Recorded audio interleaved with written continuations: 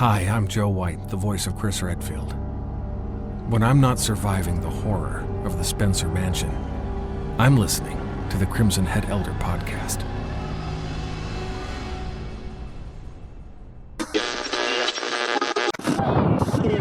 Can you see that area behind me beneath the red tinted sky? That is what's left of Raccoon City. Our platoon is cut off. No survivors found. I'd rather starve to death in here than be eaten by one of those undead monsters! We're both gonna die. Wait, don't shoot! Down! I lost all my men because of her! All is lost. Cries of agony. Stars. Unity breeds power. Power is life. Resident Evil.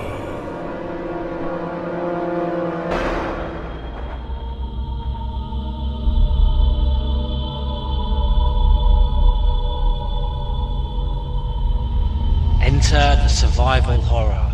Enter the Spencer Mansion for this evening's Crimson Head Elder podcast with our special star guest who you just heard voicing his iconic line that announces the start of every Resident Evil game. Yes, we have with us tonight Joe Whyte, actor for Chris Redfield, and the iconic voice that has been insidiously howling Resident Evil for over a decade.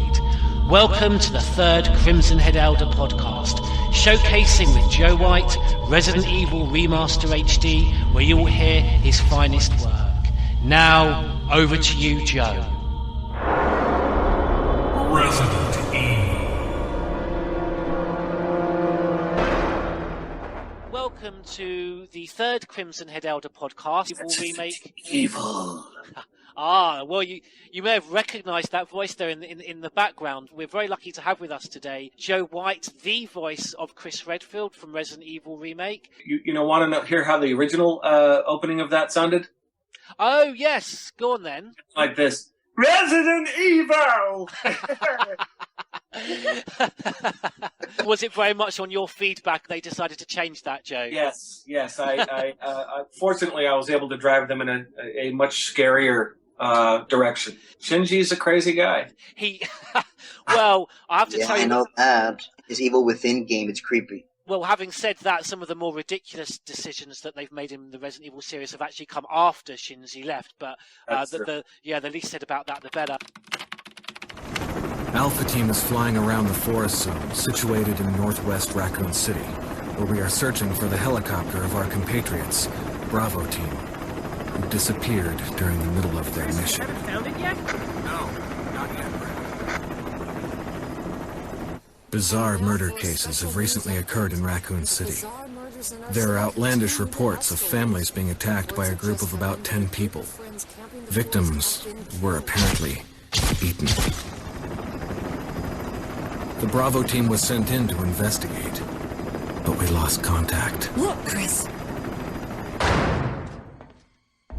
Bravo team's helicopter was a derelict.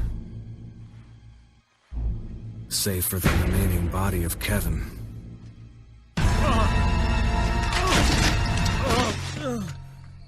We continued our search for the other members, and it turned into a nightmare.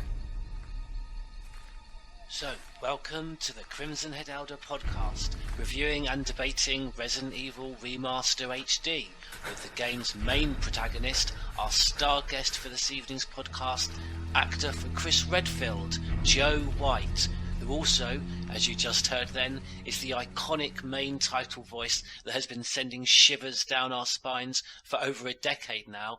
Also on tonight's podcast, we have residents from the site, starting with Albert Wesker 187. Hello, everybody. We've got the Oracle Dragon. Hello.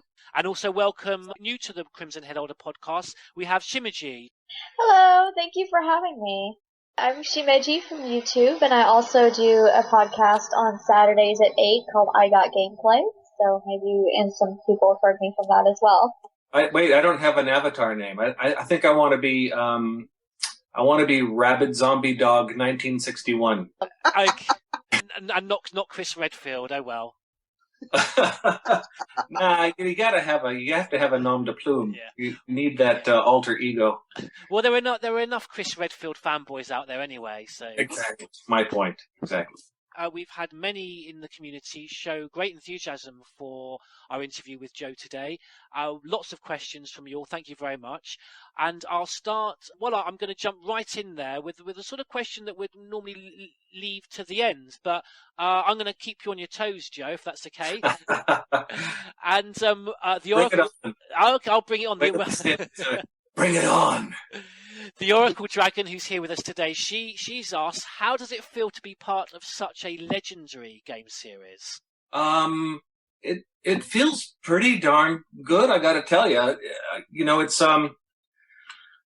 surprising to me because when we did the project, it was right at the beginning of my voiceover career. I call it a career with a large grain of salt. But I had no idea at the time because when I first did the voiceover, I really wasn't a gamer. I had no idea what the scope and the impact of Resident Evil was going to be. So yeah, I'm incredibly honored that people still want to talk about that performance, and so I feel great about it. I'm pleased you said that. Yeah, we've yet to have a voice actor particularly pissed off that they were associated with Resident Evil. Maybe they were, although they were just being polite. I don't know. Being involved with Resident Evil has basically destroyed my career. People always typecast me now as Chris Redfield, and I can't get cast as anything other than a STARS agent. Many people in my life, particularly those close to me, family and friends, will tell you that being involved with Resident Evil has ruined my life. So socially, anyway. Right. Well, that's interesting what you said about your past endeavours as a video game player, because that actually neatly brings me on to my next question, which is asked by USS Command. He wanted to ask, actually, prior to your work with Capcom, whether you had in fact played video games in general, more specifically Resident Evil itself. You know, before I did the voiceover for Resident Evil, I wasn't a big gamer. I had played, of course, a few video games casually, but I never was what you would call a dedicated player or a hardcore player by any means. But were you at all inspired to become a gamer after this experience? Actually, I'm quite a big gamer now. I really enjoy playing all kinds of video games. Actually, I'm more into sort of console and PC Mac games than I am casual gaming. I don't really like to play iPad or iPhone, casual gaming type stuff. That's not really my thing. And the game that really inspired me was the remake, the one that I did the voiceover in. I never played the first one, the one that was remade. I only played the one that I was in, and then I got hooked on that, and then I played Resident Evil 0, which was quite a good game, loved that one, and Resident Evil 4, which I really liked as well. Resident Evil 4 is probably my favorite. Didn't really like 5 or 6. They just didn't. The games just didn't speak to me.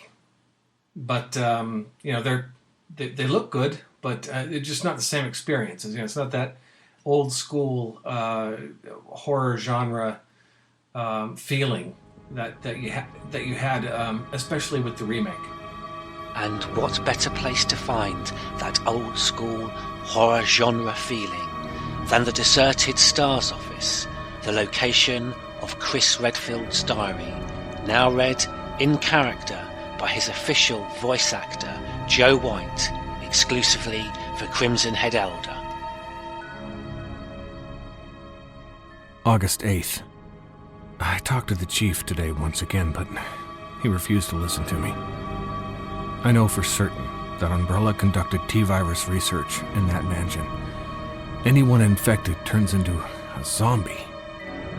But the entire mansion went up in that explosion, along with any incriminating evidence. And since Umbrella employs so many people in this town, no one is willing to talk about the incident. Looks like I'm running out of options. August 17th. We've been receiving a lot of local reports about strange monsters appearing at random throughout the city. This must be the work of Umbrella. August 24th. With the help of Jill and Barry, I finally obtained information vital to this case. Umbrella has begun research on the new G virus, a variation of the original T virus. Haven't they done enough damage already? We talked it over, and have decided to fly to the main Umbrella HQ in Europe. I won't tell my sister about this trip because doing so could put her in danger. Please forgive me, Claire.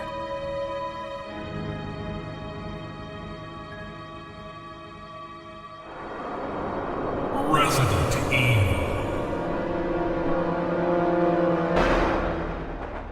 At the time that I did this, I was working at Disney Feature Animation, and kind of got my start doing voiceover there, doing scratch vocals for some of the films. And it was through my work at Disney that I got hooked up with some voiceover agencies and whatnot, and actually started doing professional work. And I actually did not get the job on Resident Evil through an agent or through an audition process. Basically, my wife was working at Sound Deluxe, which is where the game was recorded. Sound Deluxe no longer exists. It was sold off, and most of the people from that group have gone on to form the Formosa group here in Hollywood.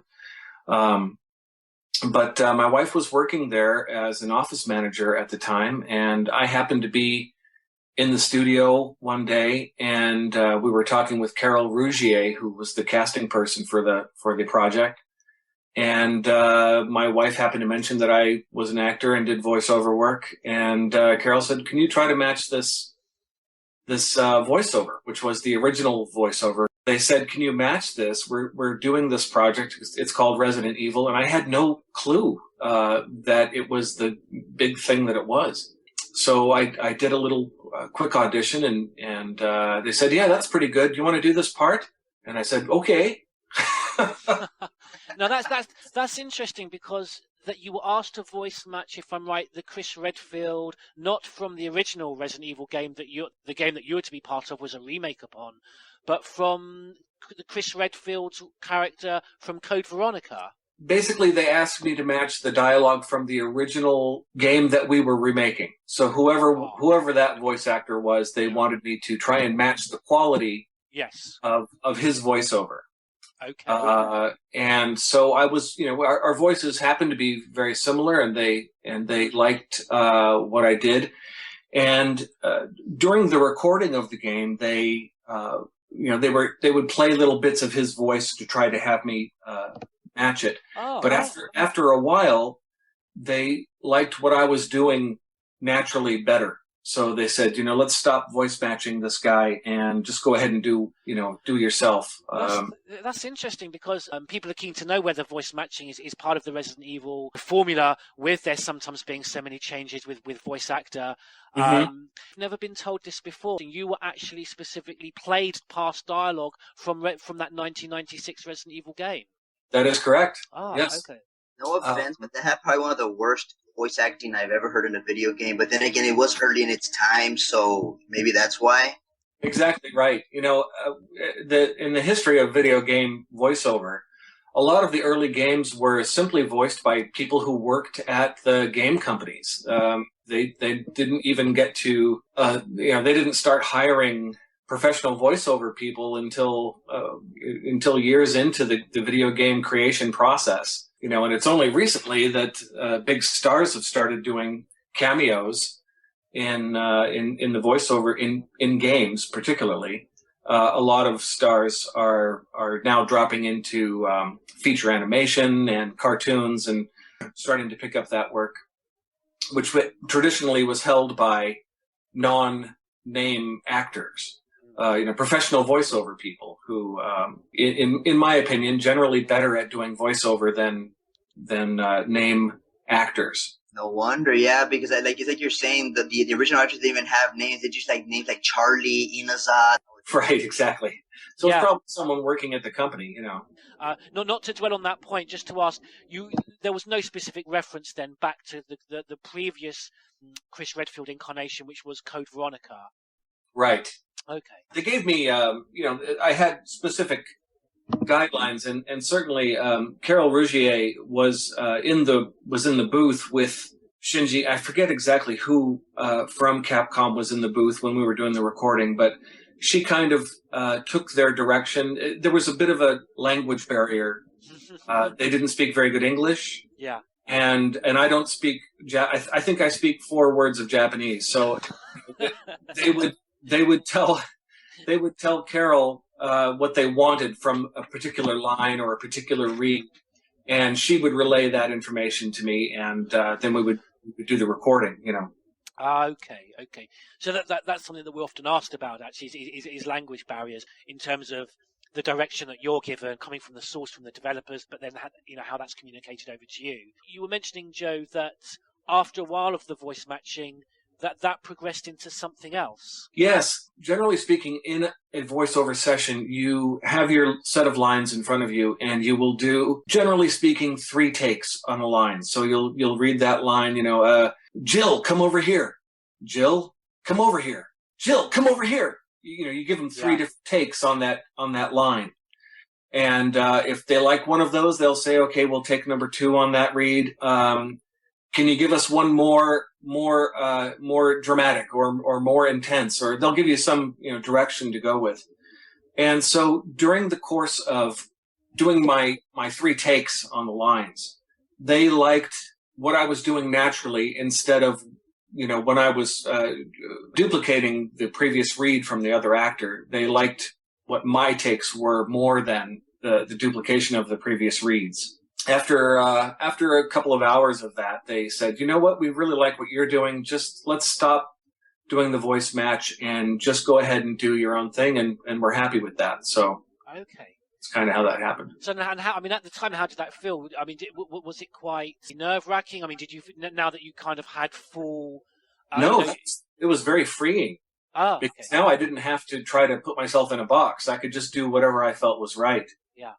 So it really kind of freed me up to bring more of my original, my official self to Chris Redfield character as opposed to trying to put on something. And is that when you really developed the tone that we discussed in our previous conversation? Just in general, the Resident Evil characters, in line with the gameplay, have become brasher, more bombastic, maybe more generic in their voices. But so when you were given that more freedom, was that when you then decided to take on this more low-key tone? Yes. Okay. Yeah, that was, I thought I really want... the brash World Wrestling Federation style voiceovers have their place, but I think that they can really be overdone and generic and boring stereotypes of these heroic characters. And I think that really, heroism to me is a guy who gets caught in the wrong circumstances and is, basically crapping his pants with fear.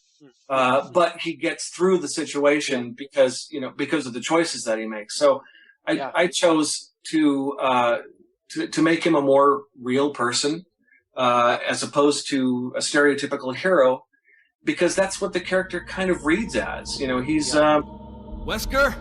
He's horrified Jill? that he has to be in this situation, and I think that especially in a horror genre video game, you don't want the character to be an over the top hero guy, because then what is there to... He's not afraid of anything. If he's a big World Wrestling Federation hero, he's going to march through this mansion, killing zombies, and he's not. You're not going to feel the fear as you're playing that character. You, as the player, are not going to be feeling the intense emotions that the game makers want you to feel. Well, certainly my criticism, and I know other criticisms of the newer direction that the series has taken, has been of that the fear has been taken out of it. You're absolutely right. And although they were obviously STARS members, that they were not expecting anything like the scenario that they were faced. So again, you're absolutely right. This wasn't a situation they were trained for. It wasn't a situation they were expecting. And I remember playing it for the first time and finding Jill, and particularly Chris's cadence, very distinctive in that it almost induced more fear and more concern, and it was very unnerving because they weren't confident and rushing in with brash, confident dialogue. Right. Exactly my point.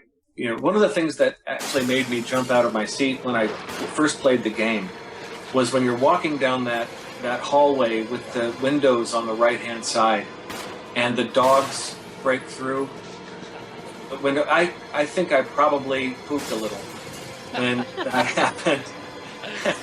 Just a little, but I did. You wouldn't have been the first or the last. That was such a great moment. And, but you wouldn't have felt that if the characters were too brave. Yeah. And you have to put yourself, any one of us could be put in a situation where you don't know what's happening, something, even the most hardened street cop who has seen, murders and dead people.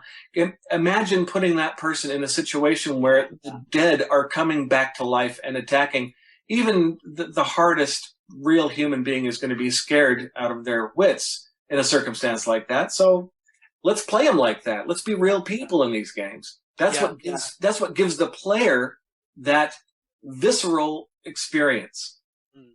And isn't that what we're looking for? I mean, when we play a game, we want to escape reality. We want to put ourselves in a situation that we wouldn't ever be put in real life. That's part of the game. It's a frustration that we don't have the series in the hands of those that feel the same. Obviously, it's rather different. We're talking about a financial company with financial motivations, but that's really the ideal there, to try and marry that gameplay with commercial success, I suppose. Right. Money ruins everything. We're going to certainly find out, I think, with the sales figures for the HD remaster. And I'm very interested to see what the new breed of gamers make of this. Those that wouldn't have played it and that are playing it for the first time, because I think the success of that game, or not so, will shape the future of the series very much. Well, I hope it does. I hope it has an effect on the future of the franchise. And I hope that it doesn't feel. I hope that the young gamers who are going to play this for the first time when it comes out don't feel that it's archaic in terms of pace. I hope that that they get that feeling of slow building terror and a story that's allowed to evolve, as opposed to this fast-paced stuff that so many games today are.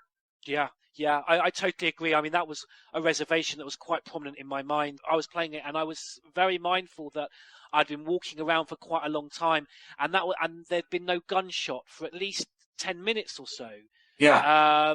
And that's what my thought is entirely. Well, how is the young breeder gamer gonna cope? Without the sound of gunfire. I agree in that sense. I mean, it's like Joe White was saying right now. Hopefully, the people that play this game will actually feel that tension of the atmosphere. And I think they'll probably be like you when you first played the game, Paul. They took you like 12 hours. You're running around the same table over and over again. Shh. Not on a live podcast. You can always edit that out. Yeah, you can. Yeah, I put up with that because I knew that there was a game waiting to be found in there. That's okay. I spent about 8 hours ramming my head into a vase in one of the hallways trying to figure out what the heck I was supposed to do. So, See, Paul, you're not alone in your fight, so it's okay. You should feel better now. Well, actually, you didn't refer to me as George Trevor, so perhaps, no one will really know who you're speaking to there.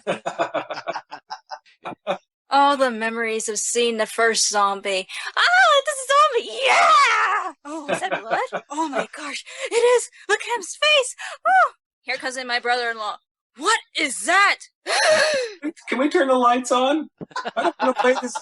I don't want to play this game in the dark, man. It is hilarious. Here's two little kids playing Resident Evil for the first time, and here comes a full-grown adult, my brother-in-law, coming in, sees a zombie, freaks out, and leaves. Well, there you go. The fact that your parents allowed you to play Resident Evil as a child kind of, that speaks a lot to who you've become today. The twisted, an avid fan of the twisted, Evil. sick, yes, zombie-loving cosplay person that you are. I'm actually quite jealous of the guys that did get to play Resident Evil when they were like 7, 8, 9, 10. That must have been quite an impacting video game. I mean, looking back, I was playing Space Invaders when I was 8. We had video games, but they were made out of wood. Yeah. So communicate with like a plastic cup and a bit of string. Exactly right. That was a Don't video forget game. the Atari. Well, I did have an Atari actually, and we had Pong. When that came out, it was like the heavens opened up and rained down video goodness upon the people. Kids today can't understand the excitement that we felt when we looked at Pong. We saw zombies. I mean, that little puck going back and forth, that was a zombie, and you had to hit it with the paddles. That was. I'm kidding. I'm just. It's kind of like, you take the zombie. No, you take it. You take it. You take the zombie. Right. It was Hot Zombie was the game, as opposed to Hot Potato. Shiminji, did you want to come in there on anything? I just think that the new generation, I think seeing the older survival horror games will really be good for the newer generation. We've had to up the ante for all of these other new survival horrors just to get them noticed and to be able to scare people. And I think to see the older survival horror, the true survival horror, I think it'll be good for us, I agree. I agree, and I hope that you're correct. I hope that the players of today have not been too spoiled to be able to spend time in an environment, without like as George said, to be able to walk around for 10 minutes without having to fire a shot because you're working on solving a puzzle or using your brain in some way that's not just simple knee-jerk reactionary shooting at things. I think it's important for the younger players to be able to immerse themselves in this kind of an environment. I think it's an example of how video games can be exciting and entertainment and in a way educational. Not educational as in going to school educational, but educational in problem-solving skills. Oh, yeah. It's important stuff. It really is. I've had to brush up on my maths to do a couple of Resident Evil puzzles. I think there has to be a certain amount of bravery on the part of the developers themselves. Yes. It goes right back to the money issue of that you've got people in control of production who don't have the creative ability to see beyond the fundamental money-making issues of video game play. And all they can see is the fast-paced MTV style of cutting. That's what excitement is. They don't have the deep vision to understand storytelling and story structure and creating rich environments. They don't have that vision. And they are not willing to let the game creators and the storytellers who have that vision, they're not willing to let them have control of their products. So these game makers have to find that middle ground that makes the corporation happy and hopefully makes the players happy as well. Fortunately, there are game companies out there like Telltale Games, the people who are doing the Game of Thrones franchise and the Walking Dead franchise. Yes. These are a bunch of ex-ILM storytellers who've gotten together and created a corporation, a company with creative people in charge. That's why they're being so successful with their storytelling efforts. And I really commend Telltale Games for the efforts that they're making in that arena. And I know some of those guys, and I know who they are and where they came from in terms of their creative abilities. And that's where we need to take these games. Those are the people who need to be in charge of creating this brand of entertainment. Well, talking of bravery, I mean, that was very brave. The decisions that they made, the gameplay with The Walking Dead, I mean, it was almost a rather, old-fashioned, almost point-and-click kind of procedure. So, talking of finances are clearly the reason why Capcom haven't kept the same actors. Clearly why you unfortunately weren't to voice Chris in Resident Evil 5.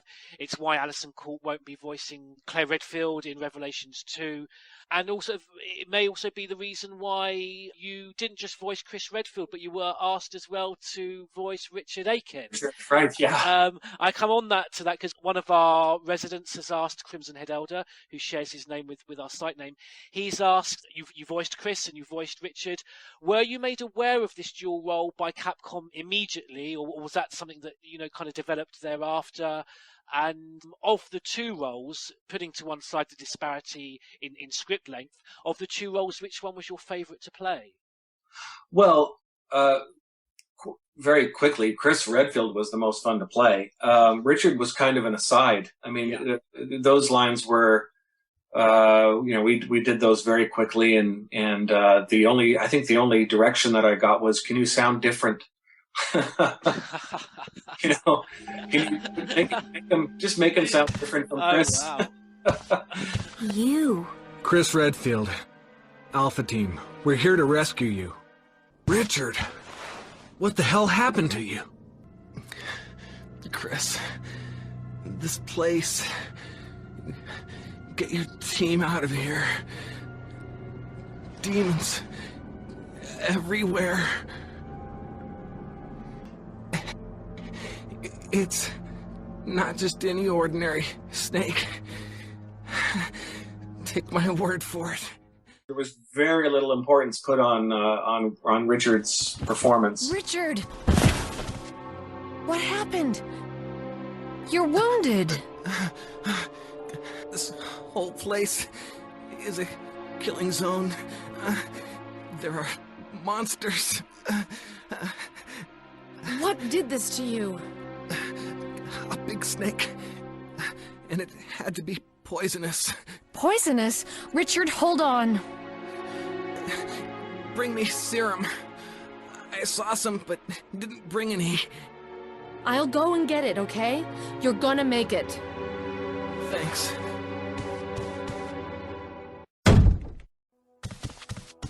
Here, Richard. I'm gonna give you a shot. Hang in there. Jill, here's my radio. Take it. I'm...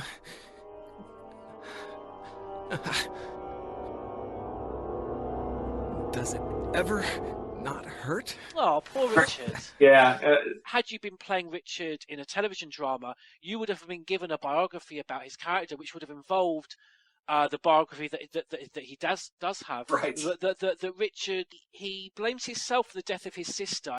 I know that Richard's sister passed away, and he blames himself for not protecting his younger sister. I know that that's an issue with him, and so that's why in the Resident Evil gameplay you get that scenario where he jumps in front of Yawn, the giant snake, to save Jill and gets killed that way.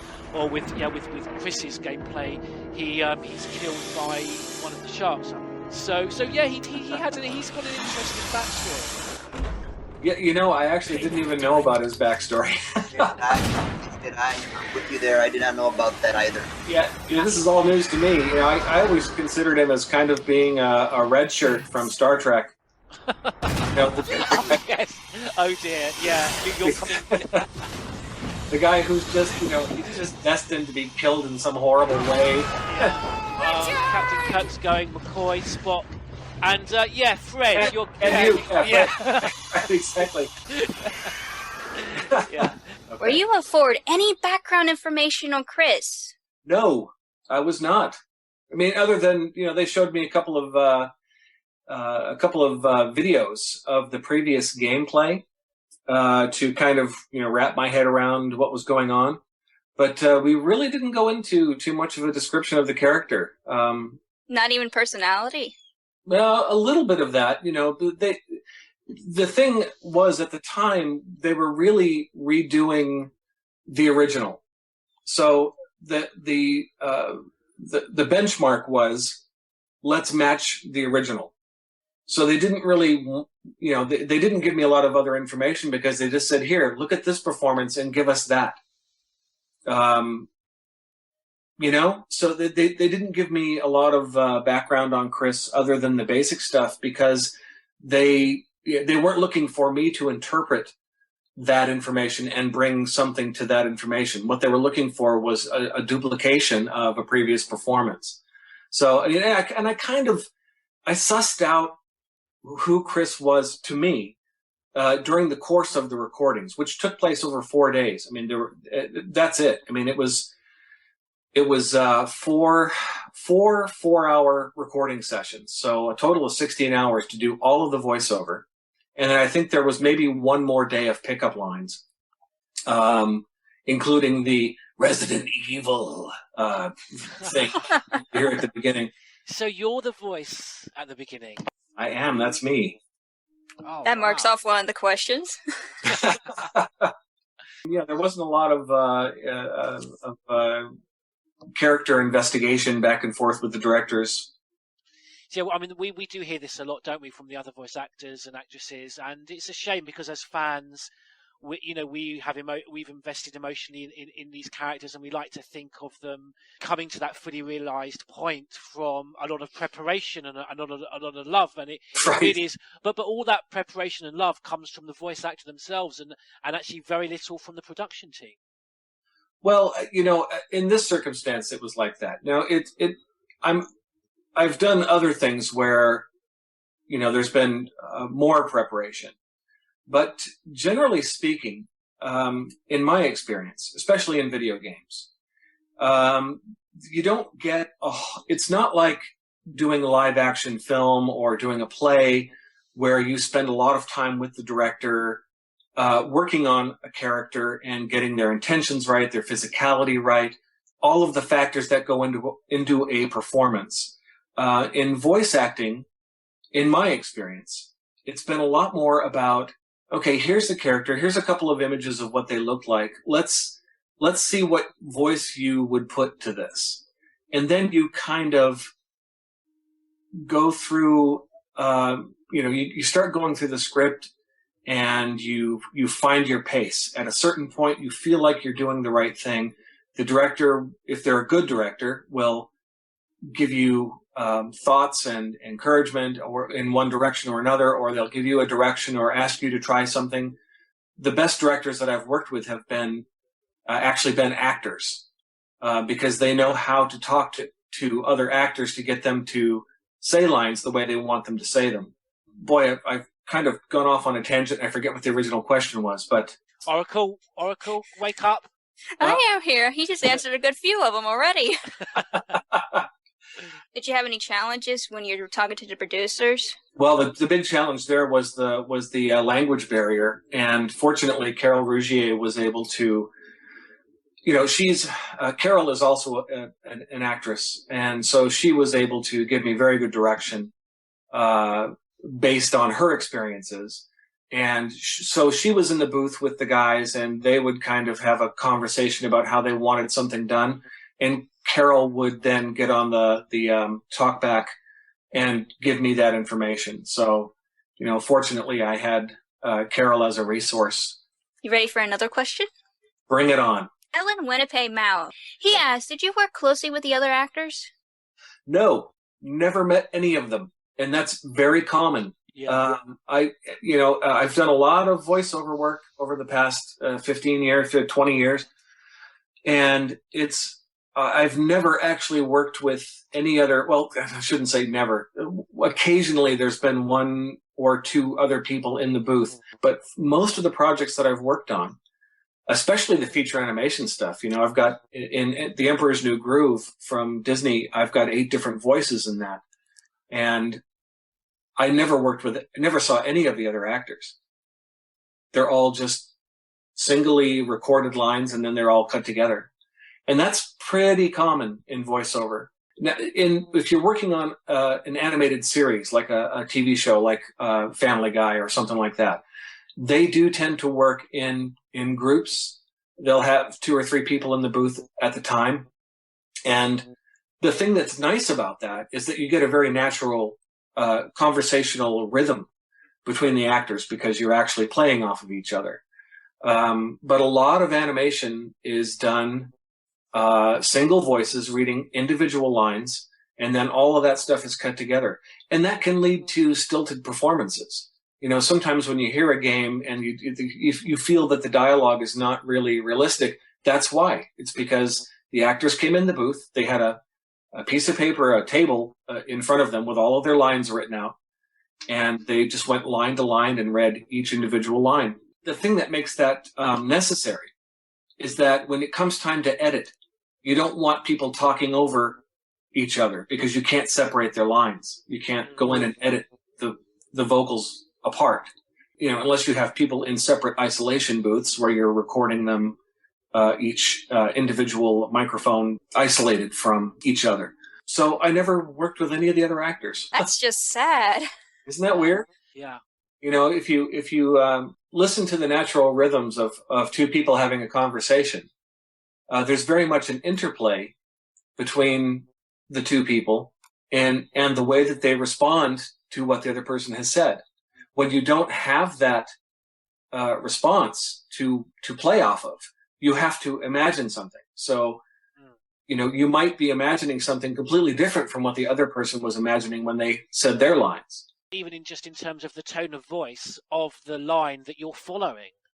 Yeah, right, exactly. Now, sometimes what happens, and I've worked this way in feature animation style. Occasionally, the director will come in the booth and they'll read against you, but you have to be very careful not to step on each other's lines. A lot of the time, when you're speaking in real life, you talk over each other because your brain is running ahead of the conversation. So you drop in and you finish each other's lines, and you'll step on a line, or you'll have a thought that comes in the middle of what someone else is saying, so you cut them off, and you know, there's that natural conversational rhythm. But when you record each line individually, you don't have that. So you don't get that naturalism.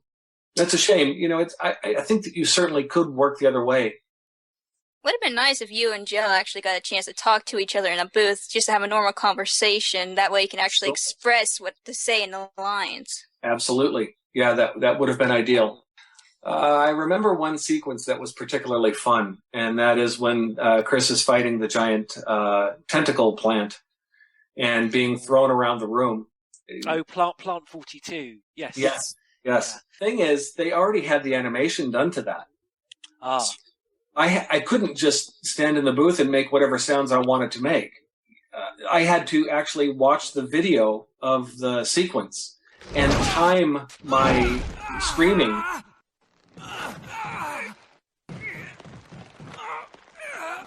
Chris! Rebecca! It's no use. Roots are in the basement. You can... No!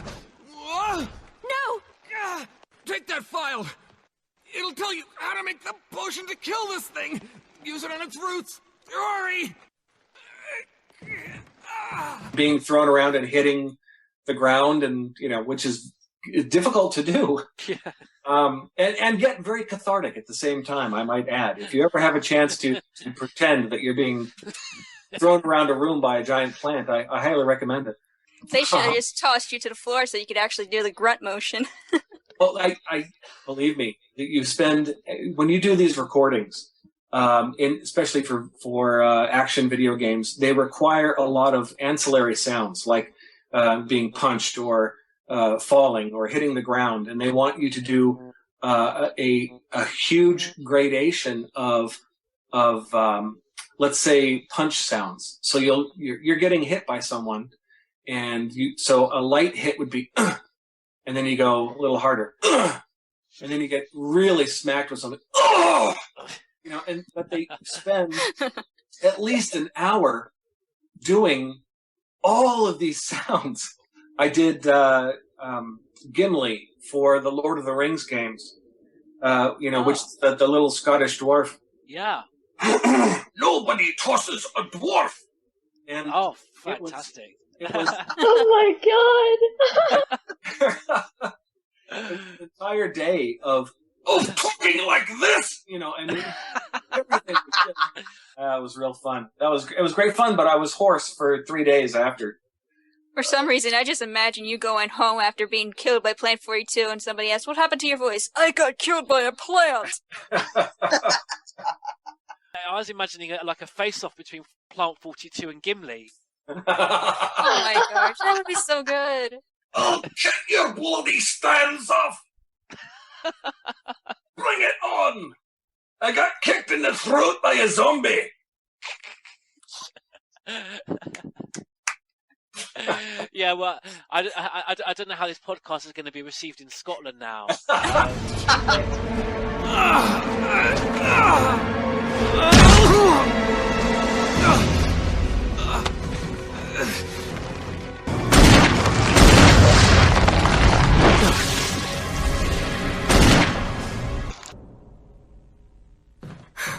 Chris, you're okay. Yeah. I think we got to the root of that problem. I owe you, kid. Besides voicing Chris, did you also do his body motion? No, that was all done before I had the part. Their character design was already done. A lot of their modeling was already done. So basically, I was revoicing a lot of animation that was already in the can. When you do a part from the beginning, especially if you're a celebrity, which I'm definitely not, in that circumstance, they might have an actor come in for a body scan. But also in video games, I mean, there are some very good modelers out there. I'm a modeler myself. There are people who can very accurately match someone's look. And when you're talking about a game resolution character, you can get the look of a celebrity very good without having to do a body scan of them. How would you describe Chris's relationship with Wesker before and after he is revealed to be the traitor? Well, Chris Redfield and Albert Wesker have a very long history together. They went to junior high together. And at the time, they were both in marching band. And I was like, wait a minute, no. Now, be careful what you say. His avatar name gives it away. But, Albert Wesker 187. You're talking about his hero here, I'm afraid. Yeah. Well, he played the piccolo in the marching band. So this is starting to sound like that song "Traveling Soldier" by Dixie Chicks. Well, I don't know if you know this, but Albert Wesker was actually a girl before the sex change, and he. Oh, okay. The sexual tension between Chris and Wesker. That explains it. A lot of people thought that Alex Wesker was a female before the notes confirmed they were male. So maybe it's just two chicks trying to have some crazy fun. Well, actually, I really don't have any frame of reference for their relationship. Yeah. I think MGreg's referring more just to the gameplay. Wesker being revealed right at the end that he's betrayed Stars. Wesker. So you've come. Chris, you make me proud. But of course you are one of my men. Thanks. Since when, Wesker? I'm afraid I don't know what you're talking about. Since when have they been slipping you a paycheck? I think you're a bit confused. I've always been with Umbrella. The Tyrant virus leaked, polluting this whole place, and unfortunately, I had to give up my lovely members of Stars. You killed them with your own dirty hands! You son of a bitch! Don't move! You... I don't think you want to die just yet. I have something that's of some interest to you.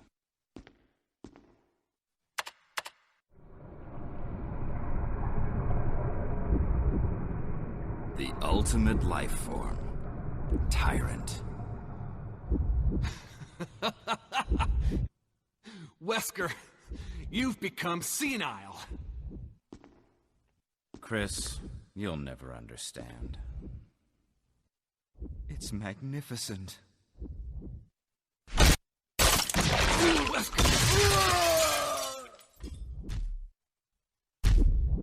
Come on, you test tube freak. One thing I want to say is, can you please say Wesker? Wesker. Thank you. Because Albert Wesker 187 has some questions for you. All right. Bring it on, Wesker. Mr. Whyte, it's a real honor to meet you. Oh, thank you. And the first question comes from Wonderman.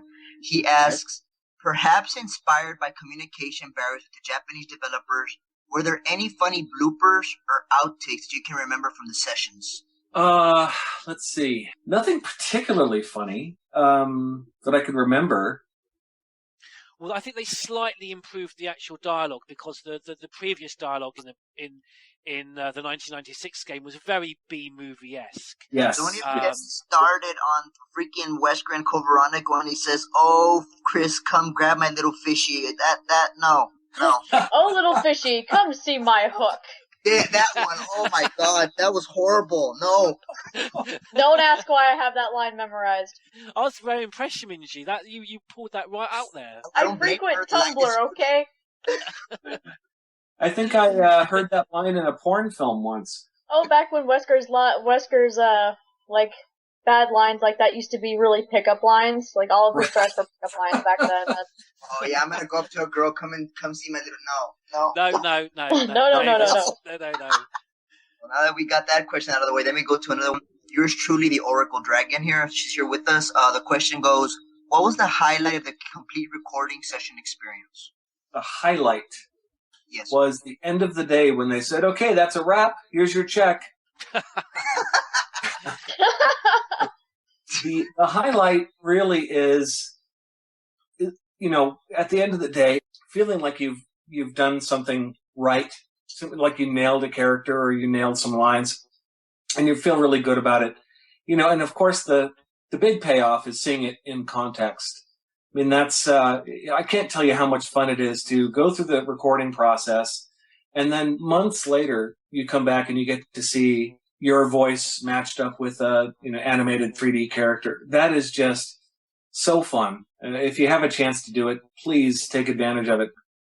It's just the best. But I've talked to other voice actors, to John Young Bosch, to Richard Waugh, and they all tell me that if you can do something else in your career, do it, because it's a very hard industry to get into. It is very hard. And now, today, with digital recording techniques, anybody can have a broadcast quality recording studio at home. And so that barrier that used to be there, that you couldn't just step into your bedroom closet and record really good quality sound. You had to go to a recording studio, and it was expensive, and that kept a lot of the amateur factors out of the competition for professional jobs. Nowadays, you have so many people, there's so much more competition for these parts, because basically anyone can put together a demo reel that is of high quality. And a lot of people are out there auditioning for these parts who shouldn't be.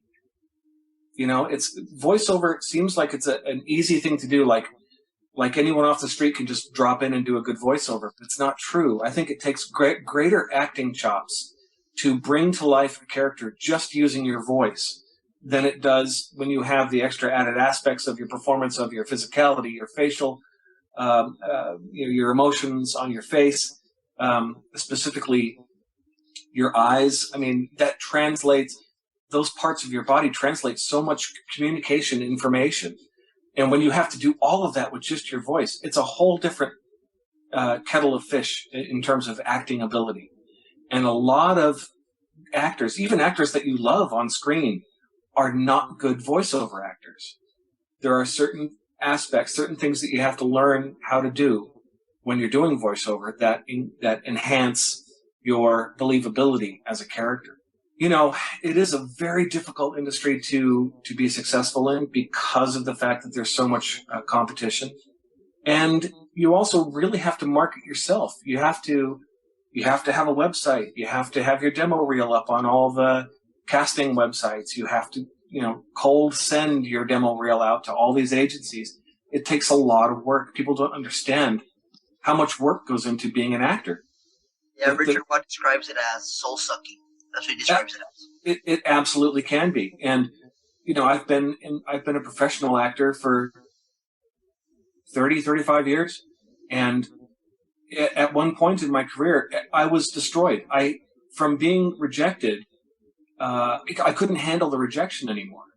You know, I got to a point where I was really depressed about my career. All I wanted to be was an actor, and I was just getting shut down everywhere I went. Now, you might say, well, maybe if you were a good actor, but it's not really about, I mean, it's kind of funny to say that, but I know lots of really great actors who have had the same amount of rejection. You know, it's just part of the game. It's not really that you're a bad actor. You're just not right for the part. Until you can wrap your brain around that as a performer, that it's not personal. You just weren't right for it. Those rejections can get to you over time. And that's the soul-sucking part of it, is you walk away from auditions wondering what you did wrong. And the fact is, you didn't do anything wrong. You just weren't what they were looking for.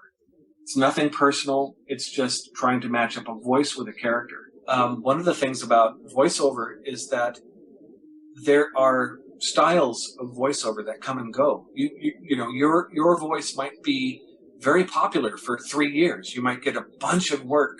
Every time you audition, you get called to callbacks and to producers and blah, blah, blah. And then suddenly, for no reason that you can discern, you just stop getting callbacks and you stop getting auditions. It's because vocal types come and go in waves. You're in style, you're out of style. You're in style, you're out of style. So, you know, you have to understand that as well. You might not be doing anything wrong with your auditions. It might just not be the time for your style of voice acting to be popular. Now, another question that I have comes from Nemesis, and he says, can you give any insight into the events that lead you to no longer playing the role? I have no idea. You know, those were decisions that were made by the production company, you know, based on feedback that they got about characters, or, you know, maybe there are so many factors involved with why they chose to go with one actor over another. It's impossible for me to say. Capcom now, as a rule, just simply don't go with any agency actors, and that's presumably just for financial reasons. Yeah, that's the same with a lot of game companies, because they don't, you know, all these game companies, it's non-union work, mostly. And it's a buyout deal every time. So a lot of name actors won't do voiceover, because it's just not financially, you know, there's no big payoff for it. You know, the Resident Evil that I worked on generated, when it sold, it generated millions of dollars of income for the company. But, you know, in terms of what I got paid, very little. I basically got 4 days of you know, scale pay with no residuals. I mean, that's a buyout. So, you know, I might have made a couple of grand off that game for my work, and the game made how many millions? You know, and it's going to do it again. Now, when they release this HD upgrade, it's probably going to make, you know, several $100,000, if not a couple $1,000,000 in sales, and there are no residuals for any of the actors. None of us will see a penny from the re-release of this game. Yeah, they you know, they haven't even reached out to us. I haven't gotten an email or a phone call or a letter or anything saying, "Hey, we're redoing this and we're using your voice again." I found out from someone at work that they were doing a remake. That's the game industry. It's not a kind, friendly, glamorous thing. It's a for-profit business where, you know, it's I forget who said it one time, but somebody famous once said, if we could just make these movies without actors, you know, it'd be great. And it's unfortunate from the point of view of the character development, and one of the reasons why Resident Evil stood out to me. It was one of the first times I became aware of a game franchise that continued a narrative across more than one video game with a character that developed through those video games. Mm-hmm. And it has been heartbreaking for many fans when they found out that Claire Redfield wasn't going to be voiced by Alison Court anymore. Yeah. And, you know, similarly with yourself, I missed an opportunity to have that voice and that tone that we enjoyed with Chris in the mansion, and see and hear that develop. Mm-hmm. You know, when he's put in that different context that he is in Resident Evil 5. Certainly, right. It's good that you brought that up, because one of the questions I'm going to ask, it has to do with that as well. It comes from USS Command. How do you feel about being replaced? Well, It would be nice to be able to do all of the games for the reasons that George just enumerated. You'd like to be able to carry something forward and see it develop, and so it's a little disappointing. I'm not horribly heartbroken over it. I understand how the industry works, so it doesn't entirely surprise me. From a psychological aspect, you have to keep telling yourself it's not you, it's them. I don't feel bad about the work that I did for the remake. I feel quite good about it, but it wasn't what they were looking for the subsequent games, and they decided to move on. So there you go. And the second part of the question asks, what do you think of Chris's voice now in comparison to your more quietly considered low-key tone? Well, as we said before, I think it's they're trending more toward that World Wrestling Federation style hero voice, as opposed to a more naturalistic thing. And if that's what they want, then they have every right to do it. I have played some of the other games and with other guys voicing Chris, and it's I don't think of them as being better. I just think of them as being a different style. So I fully give absolute props to the other actors who are doing the characters. They're doing a great job, and they're doing what they're asked to do. So, and the final question, which comes from M. Greg, do you believe that Chris and the wider Mansion incident cast have been portrayed well in games since remake? No, I think Resident Evil 4 is the only game that has remained true to the emotion. Oh, actually, no, 0 was pretty good too. I really enjoyed Resident Evil 0. Yeah, 5, I didn't like 5 at all. 6, they just feel weird to me. They don't feel like Resident Evil. They were trying to skew it towards something that they thought would be profitable, and they lost the soul of the game in the process. Absolutely. Yeah, because we fans want a good story. Take your time to go through it and find out what happened. Not just go here, go there, shoot, follow this particular path, do a little tiny puzzle that doesn't even take time to think. Right. Go back to the basics and stay with that, because that's how we love it. Take your time, get scared. Yeah. I don't think that 6 was as bad as people say it was. I think that they had too much. There was way too many campaigns for one. I think there was way too many reaction commands, and I wish that they would have focused more on Jake and Sherry's campaign itself, and not just made... Their campaign was literally only references to their fathers. That's literally all it was references to William and Wesker. And I think if they would have focused more on their campaign and extending that second generation, or as I like to call it, second generation badass, then I think it would have been a little bit better. I mean, I like the idea that there was a connection with previous characters, but I agree with Shiminji that it was almost just a cliche of their parents, weren't they? Yes, pretty much, and there was even several scenes that were direct references to their fathers, such as the scenes where they were talking in front of the computers. That was a direct reference to their fathers in Resident Evil 0.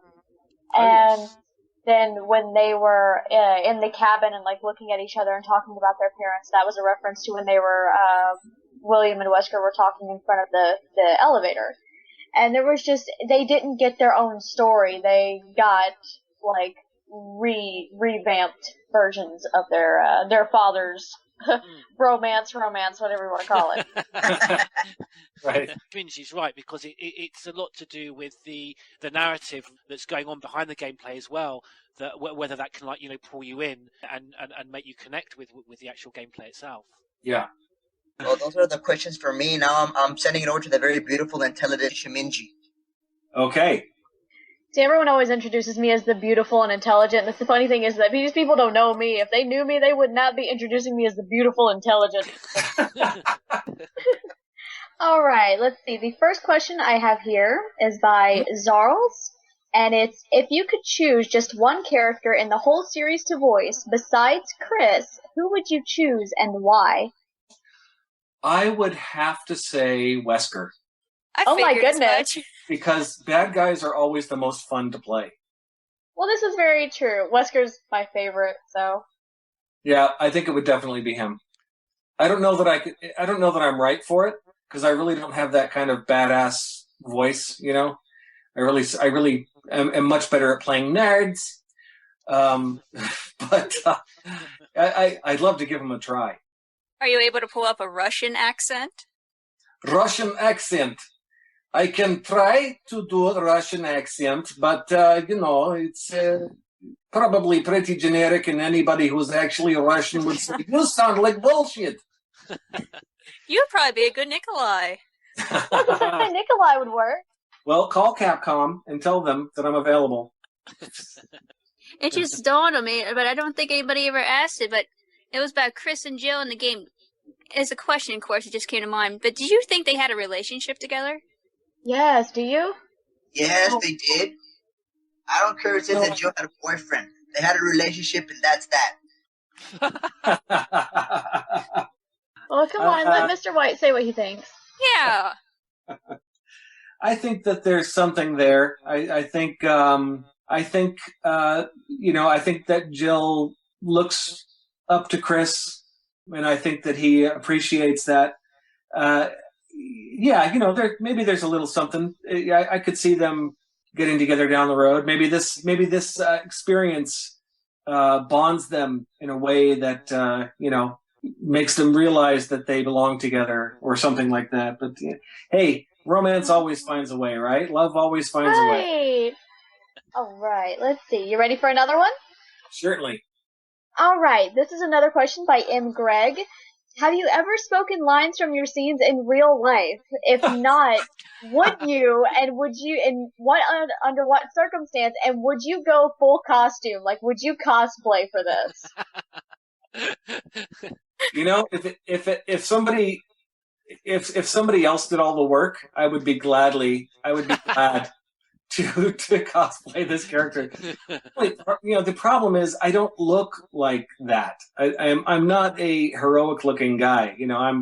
I'm 53. I'm slightly balding. I'm a little overweight. I would be like Chris Redfield at 55 after he's retired. Like drank way too much dark beer, and hasn't been working out and.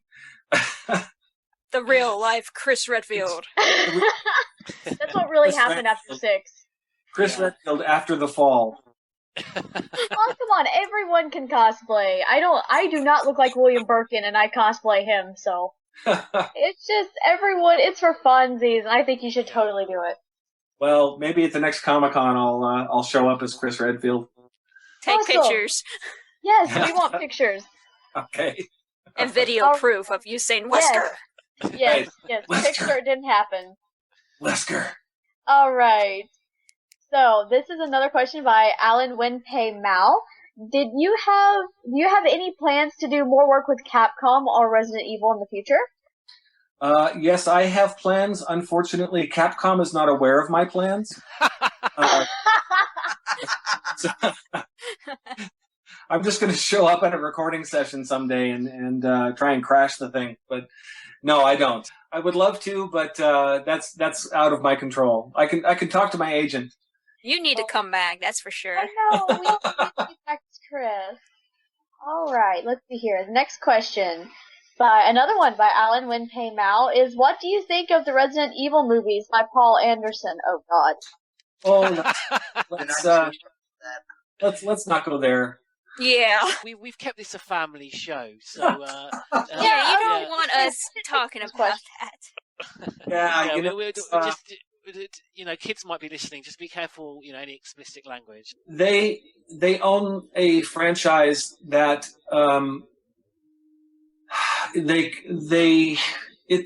where do I go? It's a great idea for them to make the movies, but they don't really have anything to do with the game. It's two separate worlds. They really are. The movies, I think of them as a completely separate thing from any of the games, especially the good games. They don't have the same feel. They don't have the same feel. They don't have the same characters. It's two different things. I think the funny thing is that we're asking him this question when I think the worst actor in that entire series was the one who played Chris.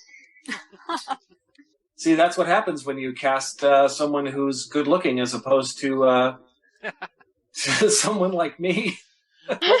What sits well with me is the fact that when you talk to the fans and you mention, without even saying voice actor, if you just say the actor for Chris Redfield, people are going to think of Roger Craig Smith. They are going to think of Joe Whyte. They're not, these are throwaway names, the names that come up in the movies. And again, no disrespect to the actual, the specific actors involved. I'm just, in terms of the characters that they're given and how, the integrity or how those characters are treated by the directors involved.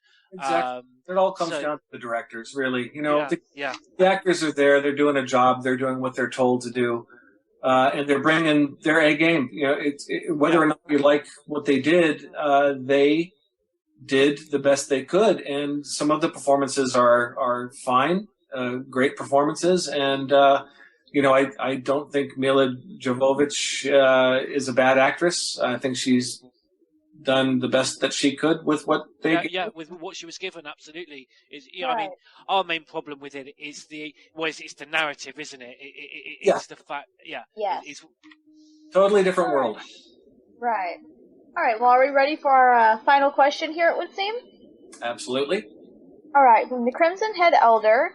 Are you aware that you've played a lead role in what many people consider to be not only the greatest Resident Evil game, but also the greatest video games ever made? And also, thank you for being such a key part in it and for doing such a fantastic job. Well, at the time I didn't realize it. I am extremely gratified and honored to think that people enjoyed the effort that I put out to do the part, and that it still resonates with people. Extremely gratified, and I to tell you the truth, when George called me out of the blue and said, we'd love to talk to you about Resident Evil, it was such a shock to me that people were still talking about it. It's fantastic. How often in life do you get to do something that people call you up and want to talk to you about? It's rare, and I could gush for the next 15 minutes about how I feel about it. Aww. It's awesome. Oh, it's really great. Well, it's lovely to hear you talk about it in those terms, Joe. Thank you. Another thing I want to bring up, since Shimichi brought up that question, before Andrew signed off, he told me, tell Joe Whyte that he is a legend to me. Well, I'm extremely gratified and honored. Anybody who feels that. And he's a man of high taste. He's a Tottenham Hotspur fan, Joe. Excellent. So he knows what he's talking about. Fantastic. No, I have tingles right now. Just very, very gratified to talk to you folks. It's been great. Oh, fantastic! I feel like I've made new friends.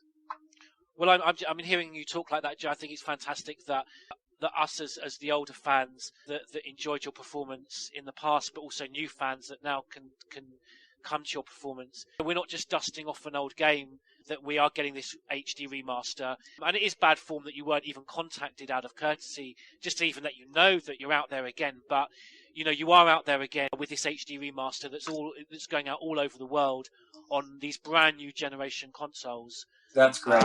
So a whole new audience will be able to enjoy your performance. Wonderful. That means a lot to me. And the fact that I'm not going to see any profit from it doesn't matter. It's very, like I said, it's how often in life do you get to be a part of something that turns out to be to have an effect on so many people and in a positive way. That's huge, and as I've said so many times, I'm just extremely gratified.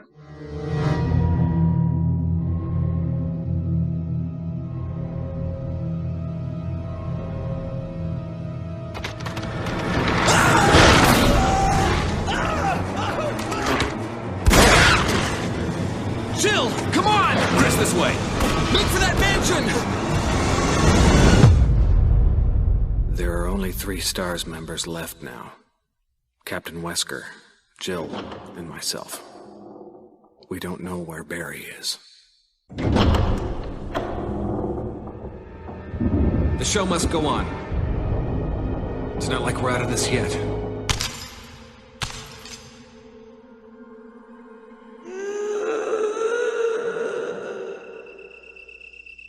And now, exclusively for Crimson Head Elder, Joe Whyte reads in character as Chris Redfield from the Resident Evil 2 X-File, Chris's Report. This file, which can only be obtained in the Nintendo 64 port of Resident Evil 2, can now, for the first time, be heard, read in character by the official Chris Redfield voice actor.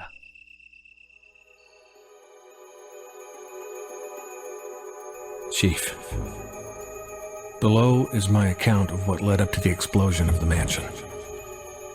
On July 23rd, STAR's Bravo team, led by Captain Marini, went to investigate the bizarre homicides that occurred in the Arkley Mountains. After contact with Team's chopper was lost, STAR's Alpha team, led by Captain Wesker, went in. We found the remains of Bravo team's helicopter on the ground. After landing, we were immediately attacked by bloodthirsty dogs. We later discovered that these dogs were actually zombie dogs, as they did not even feel our gunfire. After Joseph Frost was killed, we were forced to retreat to a nearby mansion. After further investigating the mansion, we learned that it was actually a secret laboratory for Umbrella Incorporated. All of the researchers were turned into zombies by some type of unknown virus. We also discovered that Umbrella was using that lab as a testing area for new bioorganic weapons. We found the dead bodies of some of the Bravo team members, including Enrico Marini, Kenneth Sullivan, Forrest Speyer, and Richard Aiken. We believe that those bioorganic weapons caused their deaths. After that, we discovered that Captain Wesker was actually working with Umbrella, and that both Alpha and Bravo teams were being used as live test subjects for the new bioorganic weapons. Wesker had betrayed us. We barely managed to survive that nightmare. However, since the mansion exploded, there is no evidence to support our claims of Umbrella's secret lab or the bioorganic weapons. The zombie phenomenon that has been occurring in the city is extremely similar to the zombies we saw at the mansion. We suspect that Umbrella is somehow linked to all of this. In order to solve this mystery and put an end to the zombies that are roaming the city, I propose we launch a formal investigation into Umbrella. Thank you for your attention to this extremely important matter. Chris Redfield, STAR's Alpha Team.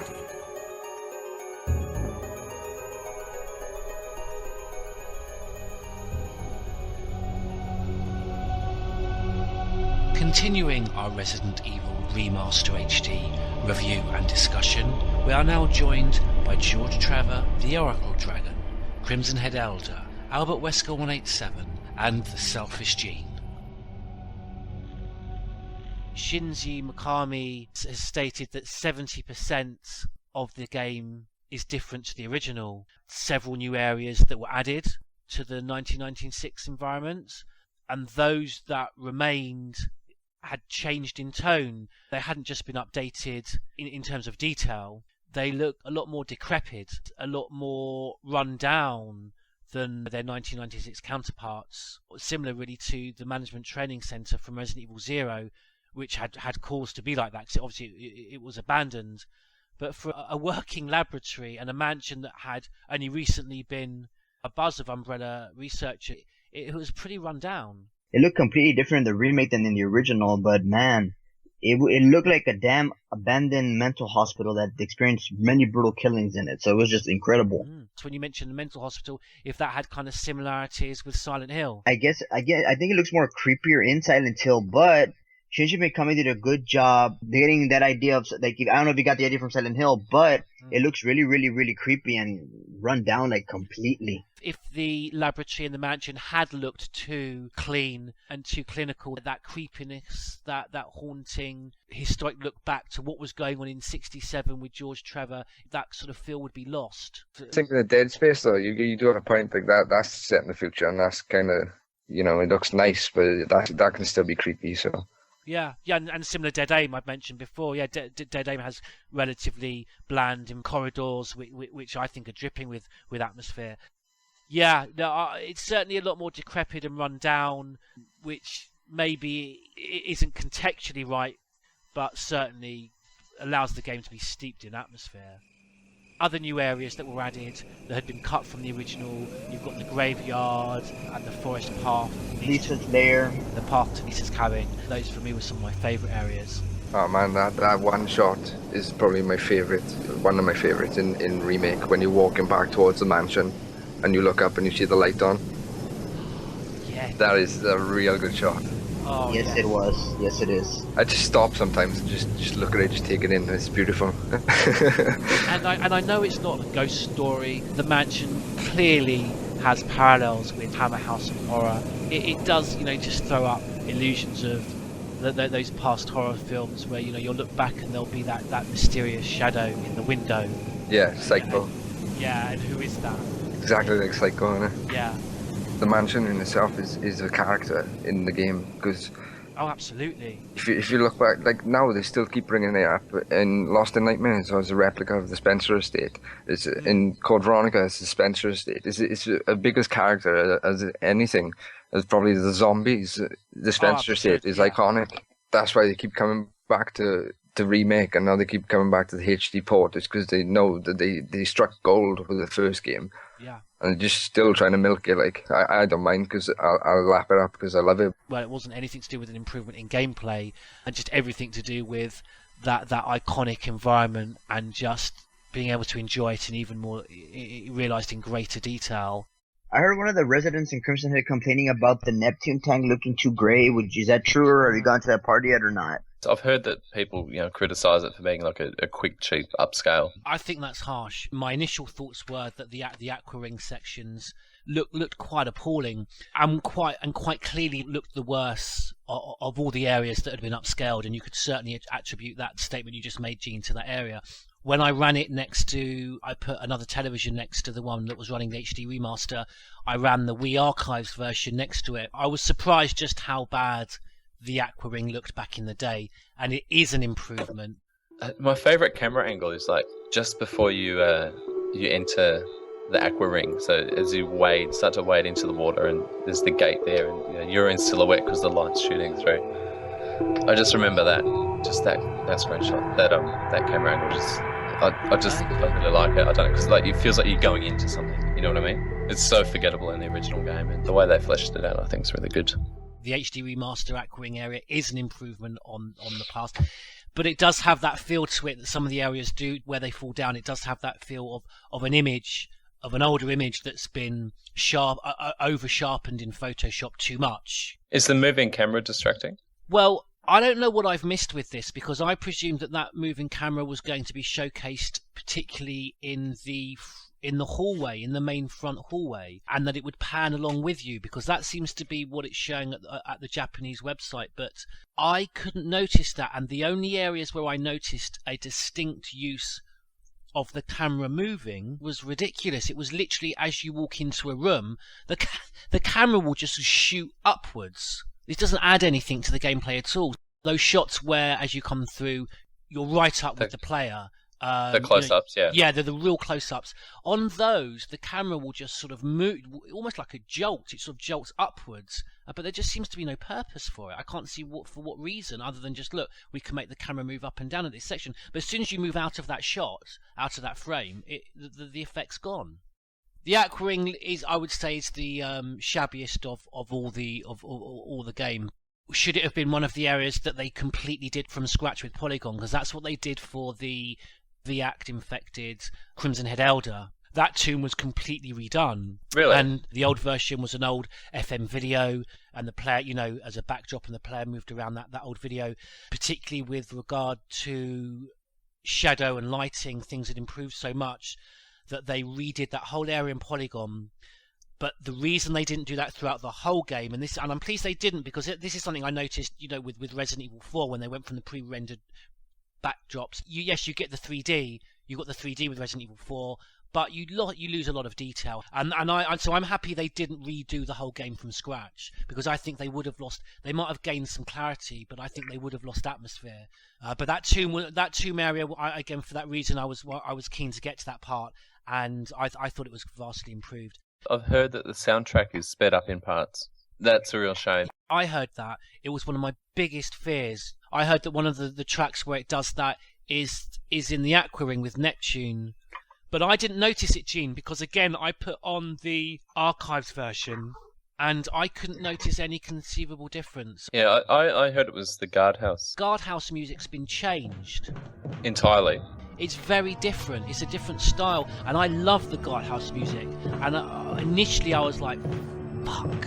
Why if they're going to play about and experiment and try one of the other tracks? But it's interesting. It's like a remix, and it's not bad. And so I actually think it's probably very good, bearing in mind that's one of my favourites. And I would have put high on the list of please don't fuck with this. But they did. and I think I'm surprised to hear myself say this. They've done. I take exactly what it sounds like. There's a synth. You'll hear there's a deep synth sound in that new track, which sounds exactly. I only know this because we did a Shining theme for the previous podcast. It sounds very, very similar to the opening track of The Shining, which is just kind of that synth. If you listen to it and then check out the opening track of The Shining, I definitely heard that in it. One of the most significant improvements with the HD remaster are those items and the details that are now realised. I mean, the Book of Curses has never looked so beautiful. I really loved that, and the extra additional detail that you pick up in some of these items. It's a small thing, and obviously it's not part of the actual gameplay in the environment, but just the inventory looks spectacular with all the arrowhead that you use to gain access to the Crimson Head Elder tomb. I love that little description. It's sometimes known as Poor Man's Emerald. If you examine that close up, it's translucent and it looks lovely. There's even this little scratch glass engraving on it. I got to be honest, as much as I'm a shipper for remake, and I think every RE fan should have this version of it. I was bearing my hopes up a bit too much, but I was looking for more details to kind of smack me in the face. Like, maybe I need to smack myself in the face, but I really couldn't see that much detail in some objects. Like, I was a bit disappointed in some things, but there was a few that did stand out that I got to read for the first time. I think it might have been the thing above the fireplace, the emblem. You can read something like that, but there was a few details. Yes, you're right. The fireplace emblem, again, as with a lot of the items, looks spectacular compared to the older version, and you can see clearly all the detail. But I would agree with you 100. You don't need to be smacking your face in the head, Crimson. I agree with you completely. I don't like slagging remake off, so nor do I. But I'm pleased you've said that, because I agree with you completely. There are certain areas they don't look any worse. The Aqua Ring is probably the most disappointing, but when you hook up, as I did, a television with the Wii Archives version next to it, there still is an improvement. It looks shocking on the GameCube and the Wii. That area, it looks so bad, I thought. Yeah, I didn't realise until I went back for that specific purpose, because I did feel a bit let down by the HD version. Yeah, that area, like with the boxes on, you find the Magnum room. So I've always wanted to know, like, what's all these boxes and stuff like, and I get any kind of inkling, like, but you can't see absolutely nothing. Like, all you can see is pixels. Like, yes, it's just like a mess of pixels. Like, well, this was my point about it looking like an over-sharpened image, or the contrast being too high. You're right; it's too pixelated in those areas, yeah. And there's slight glimpses of that in the residence.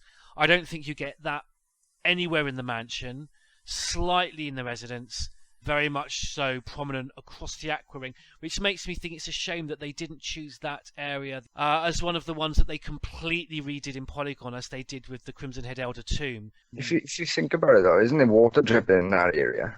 I'm sure there's water dripping, so maybe that has something to do with it, because the environments in the other area, they don't really move much. I mean, you get candle flames and such, but maybe that had something to do with it. Conversely, that's why one of the reasons they did redo, they mentioned on the developers walkthrough, one of the reasons they did redo the Crimson Head Elder Tomb area, you did have that great effect with the candles and the shadows, and because lighting and those environmental aspects of water and rain and fire and wind have improved so much over the years, they really wanted to showcase that. So they could have actually done that in the Aqua Ring. Yeah, just may have been time, production, finances. Can I mention the opening cutscene as well, where you see the dog ripping Joseph's throat? Oh, yeah. Did anybody else notice?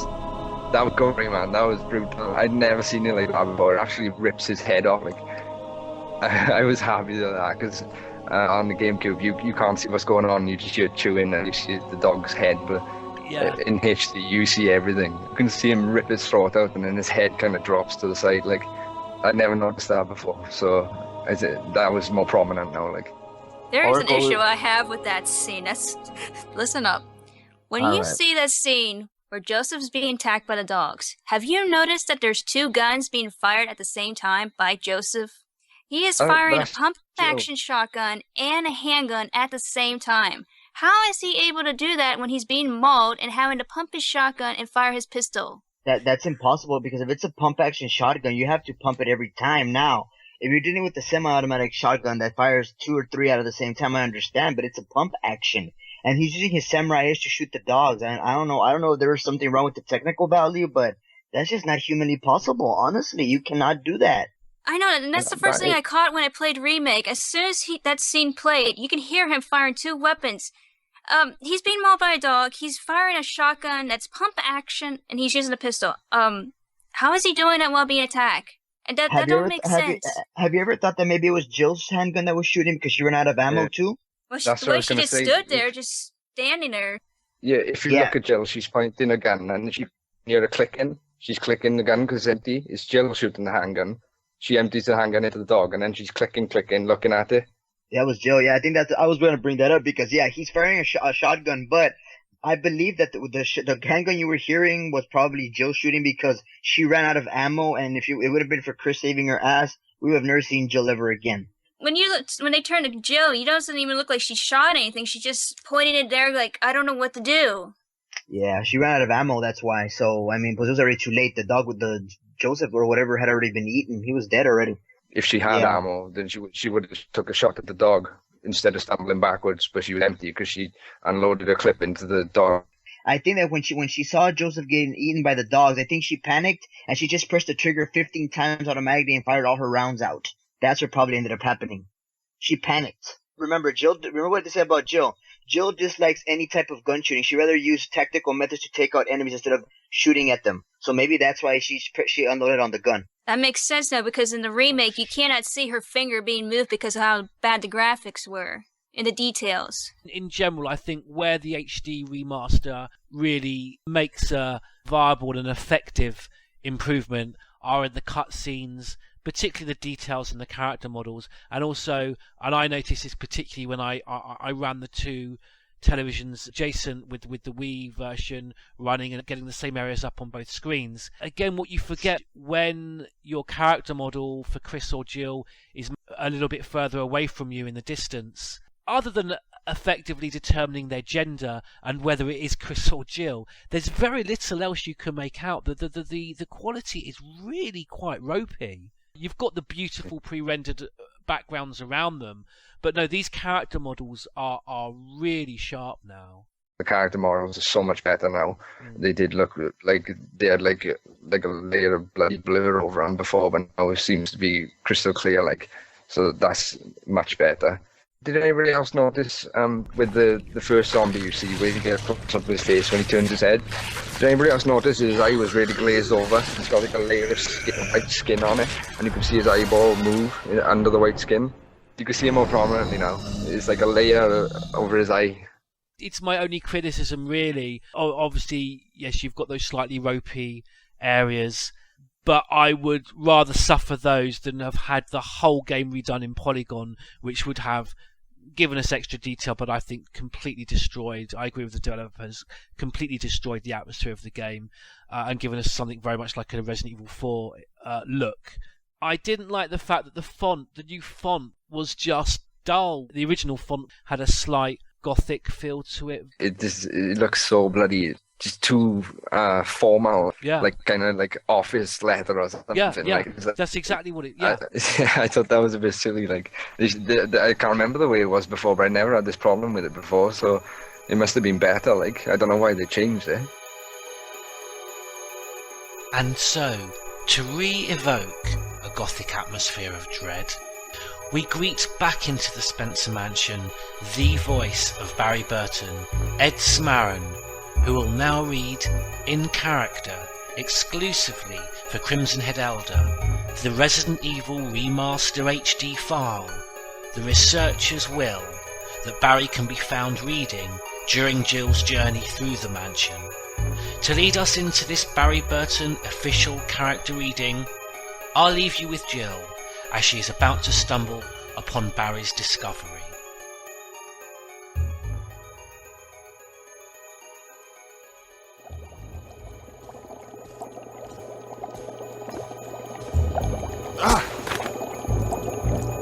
Jill. Barry, I didn't mean to get you that excited. Right. Anyway, you should read this.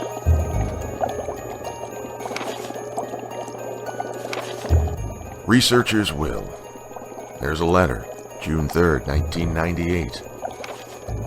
My dearest Alma, let me first apologize for not being able to call you. A man wearing sunglasses didn't permit any phone calls. Sorry, Alma. I sit here trying to think of where to begin, how to explain in a few simple words all that's happened in my life since we last spoke. Already I failed. I hope this letter finds you well, and that you'll forgive the tangents of my pen. This isn't easy for me. Even as I write, I can feel the simplest of concepts slipping away, lost to feelings of despair and confusion. And I have to tell you what's in my heart before I can rest. Alma, please believe that what I'm telling you is the truth. The entire story would take hours for me to tell you, and time is short, so accept these things as fact. Last month there was an accident in the lab. The virus we were studying leaked. All my colleagues who were infected are dead or dying. The nature of the disease is such that those still living have lost their senses. The virus robs its victims of their humanity, forcing them in their sickness to seek out and destroy life. Even as I write these words, I can hear them pressing against my door like mindless, hungry animals. Alma, I have tried to survive only to see you again, but my efforts only delayed the inevitable. I am infected, and there is no cure for what will follow, except to end my life before I lose the only thing that separates me from them, my love for you. In an hour I'll have entered my eternal sleep where there is peace. Please understand. Please know that I'm sorry. Martin Crackhorn. What do you make of it? Well, I guess we were right about this mansion being quite unnatural. You have a way with understatements. Where's the part that's torn off? Well, my only guess is that it was the most important part and somebody didn't want anyone to see it. Let's continue our investigation. Resident Evil. Straight after where you see the first zombie, and then you go in there and there's like a bird cage in front of you. The bird cage area is a new area because the Selfish G mentioned what throws people is that immediately after you start the game and you come out of the dining room, one thing that's different on the original is that you have to go back into the dining room. You then find yourself in the birdcase area. Yeah, well, I think it's probably one of the most mysterious rooms in the house, in my opinion. I mean, you got shackles on the wall. Yes, I've I've wondered about those shackles because did you notice them particularly with the HD remaster? Because that's that's what came into my mind. Those shackles on the wall, because it's an odd sort of place for them to be. You know, this is not an underground cellar. You might think to find them in the Crimson Head Elder tomb, but I don't know why, but Lisa came to mind. Yeah, I know. I was just thinking the same thing. I always wanted to know what went on in that room, and that's probably as good as it gets, isn't it? It's got to be that. But what you say there, Crimson, you've always wanted to know what goes on what went on in that room. That's what I love about Resident Evil. And I've always been intrigued by those mysterious dead bodies. You've got one in Resident Evil 3, the mercenary that's cradling the girl. You've got the guy in the residence by where you get the insecticide for the bees that's clasping at his throat. Yeah, that stood out so much more in HD as well. Did you notice that? And I actually preferred the Pain's look on the original. I think that was just the charm of blur, George. Well, it was. No, you're right, it was. But that blur just came across better. I don't know what it was. I actually preferred the original because I've always loved that guy. I've always thought about him. I always thought he died from an allergic reaction. Yeah. He looks great now. With the update in controls and giving new gamers, particularly because this is a concern of mine, is bringing REHD and specifically that style of survival horror to a new generation of gamers, and the consequence of there being success within that group having a bearing on future Resident Evil games. Oh, well, if they can't handle the old controls, they got no fucking chance with the new ones. Because I couldn't use it. It was wank. It was bollocks. I thought they were completely useless, waste of time. You try to run around corners and you just end up 360ing on yourself and running back the same way you came. Just like Disco. Yeah, that's what I'm saying though, but they brought this new edition in and it was just completely useless. That analog stick is just pointless. But I know a guy, right, who I got to play Remake because he loved RE4, and I said play Remake, and he said I can't play this with the fucking, it's so slow and clunky. But if I chucked him on it with the analog stick, I'm sure he'd be saying this game is bollocks. The analog stick is trying to move away from the slow, clunky, kind of robotic. Well, put it this way, I find it impossible to run in a straight line with the analog stick. Yeah, me too. That's what I'm saying. They brought this in as a new feature. Oh yeah, this is for the new gamers, so it's easier. It's not fucking easier. There's obviously a skill to it, isn't there? Skill, probably smash your head against the fucking wall and then be as confused as that is. I don't know if that's a skill, but... I started using the D-pad and then everything was fine. I was just in my clunky, stilted, slow heaven. But it works better, doesn't it? And they brought this. That's what I'm saying. They brought this thing in now for the fucking new gamers who are going to find the new gamers. Yeah, fuck them. Yeah, we're going to find it easier and all this bollocks. Like, but there's no way. Like, that is not easier. Talking quickly of that Asia Collector set, I'm lucky enough to have received mine. I was a bit worried about what the George Trevor map would be like in terms of the size and even the standard of paper it would be on, and it's lovely. It's very nice indeed. Really? Oh yeah, it's a good size. It's nice sort of thick paper. You know, it's not just like a thin poster thing. You know, it's quite like thick. You know, is it double-sided? On the second side, you've just got July the 5th, 1962. Meeting went well. Some of Lord Spencer's design proposals were complicated, but nothing we can't handle. This is a very exciting project. He's even going to invite my family and I when it's completed, plus let my daughter Lisa be a model for one of the paintings in the gallery. Such an honour. I like that, but then I don't like this bit. This is cheesy. There's no need for this bit. He's then just written at the bottom here, that dog has had no proper training. My blueprints are now covered in ink. But they're not, thank God. And then on the back you've just got a map. I mean, it looks very nice. It's very thick, cream, sort of sepia-coloured parchment-style paper. There's just sort of little paragraphs he's written.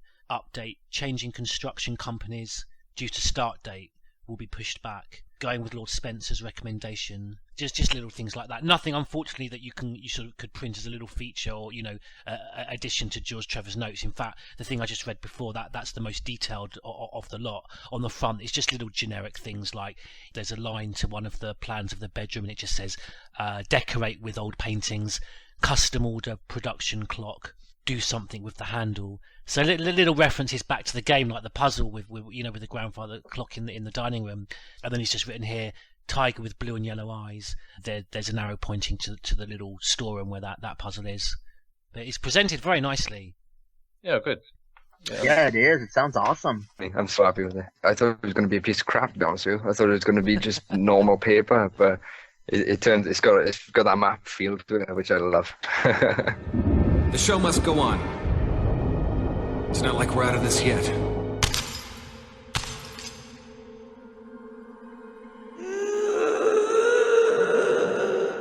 Yeah, Lisa Trevor. So how long did it take everyone to realise that she was invulnerable to how much ammunition did you waste? That's a good question. From my perspective, when I first saw Lisa in the remake, I did not shoot at her. I just ran because I just ran. I didn't want to. I just had this feeling that this creature was immortal, so I am not going to waste any ammo. I'm going to do a trick and goodbye and see you later.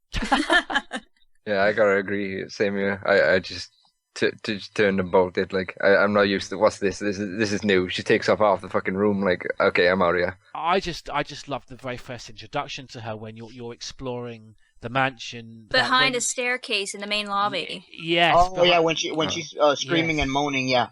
And that's one of the very first things you hear in the game. What was great, was brilliantly frustrating in a brilliant way, was that area was locked away, and it was so far away because those two emblems. I mean, it's almost towards the end of the game when you finally get to open up, and hearing that noise, and then you have to spend all this time wondering, and I had that just prominent in my mind, just continue. Just all I wanted to do was just find the source of that horrific moaning. And as soon as you go up to the cabin, you hear the rattling of the shackles. I heard that before somewhere. You actually get a radio call from Barry as well when you head into the cabin, and he's like, "Oh yeah, he warns about bulletproof." Yeah. Stay away from the force outside of the mansion. Stay away. Exactly. It's like, okay, do I want to be doing this? And then the reaction of Joe when she looks back, like, what is he talking about? When you first hear that, you're thinking, should I be still going this way, or should I head back? Yeah. and then you get that view that Crimson was just talking about, and you think, no, I don't think I will head back. Yeah. Resident Evil. New game modes. We've got new game modes with Remake. Real Survival's interesting because this was Shinji Mikami's preference, original idea as to how the game should play out. And again, I think fears, particularly for the Japanese market, that the difficulty would be a turn-off and a barrier to the full experience. It was dropped in favour of connecting item boxes. I love Real Survival mode. I just think it's an additional difficulty without it just simply being less ammo and more damage and less herbs. You've got just that extra kind of different dimension. Again, it really makes you have to think. I mean, particularly when you're having to contend with zombies that you don't wish to turn into Crimson Head Elders, and having to traverse one part of the mansion to the other. Again, it just throws in another dimension to the difficulty. Yeah, I would have liked to see a mercenaries mode in the remake, on the remaster division. That would be so freaking awesome to see that. A mercenaries mode where you get to use every character's weapon. There's like Barry's is his weapon, Wesker with his weapon. Just every character has their own customization of weapons, and you fight against zombies. I mean, that would have just been fucking badass to see. Including the Dead Stars members too. Including the Dead Stars members. Yeah, all the Alpha and Bravo team, you can play them in a mercenaries mode. That would be so freaking awesome. Oh, that'd have been fantastic. Yeah. They could have even chucked in like a mission list or something, or like it's like go through the game and then you got like 10 different things to do. It's like finish the game using only the Samurai Edge, and then tick a little box, and then you just go through and tick all the boxes through the list. And that would have been something to aim for. I mean, that's certainly something that they could have utilised in the original game. One way that they were restricted with the HD version was in terms of voice actors and having to stick to the original script and not input any further gameplay that would have required additional dialogue. But yeah, it would have been fantastic to have had the mercenaries in the 2002 remake. Yeah, exactly. I would have loved to see that. Because you've got such fantastic characters with the different stars, and the fact that each one has their own signature weapon. Yes. And signature ability. Even the Alpha members in general, though, it's like they're different just by the way they look. And then you get in Resident Evil 6, you get just like generic characters where you can't tell the difference between them. But in Resident Evil 1, it's like Forrest is this guy, and you something up in your head about a character, and you kind of relate to them, like, and that's what the rest of the games have been missing lately. The BSSA backup teams are just interchangeable clones. Just skins.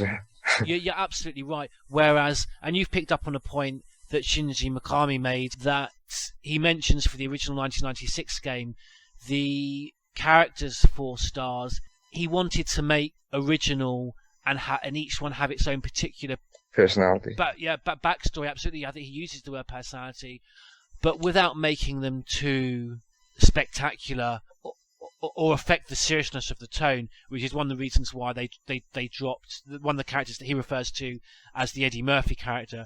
That was going to be this kind of more jovial, jokey character, which was dropped.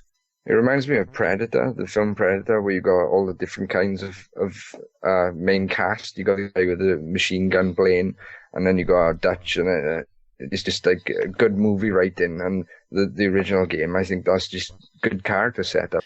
Can we talk invisible enemies? I've never tried that. Yeah, you should try it at least once. You can play it on easy or normal or hard, so it can be pretty easy.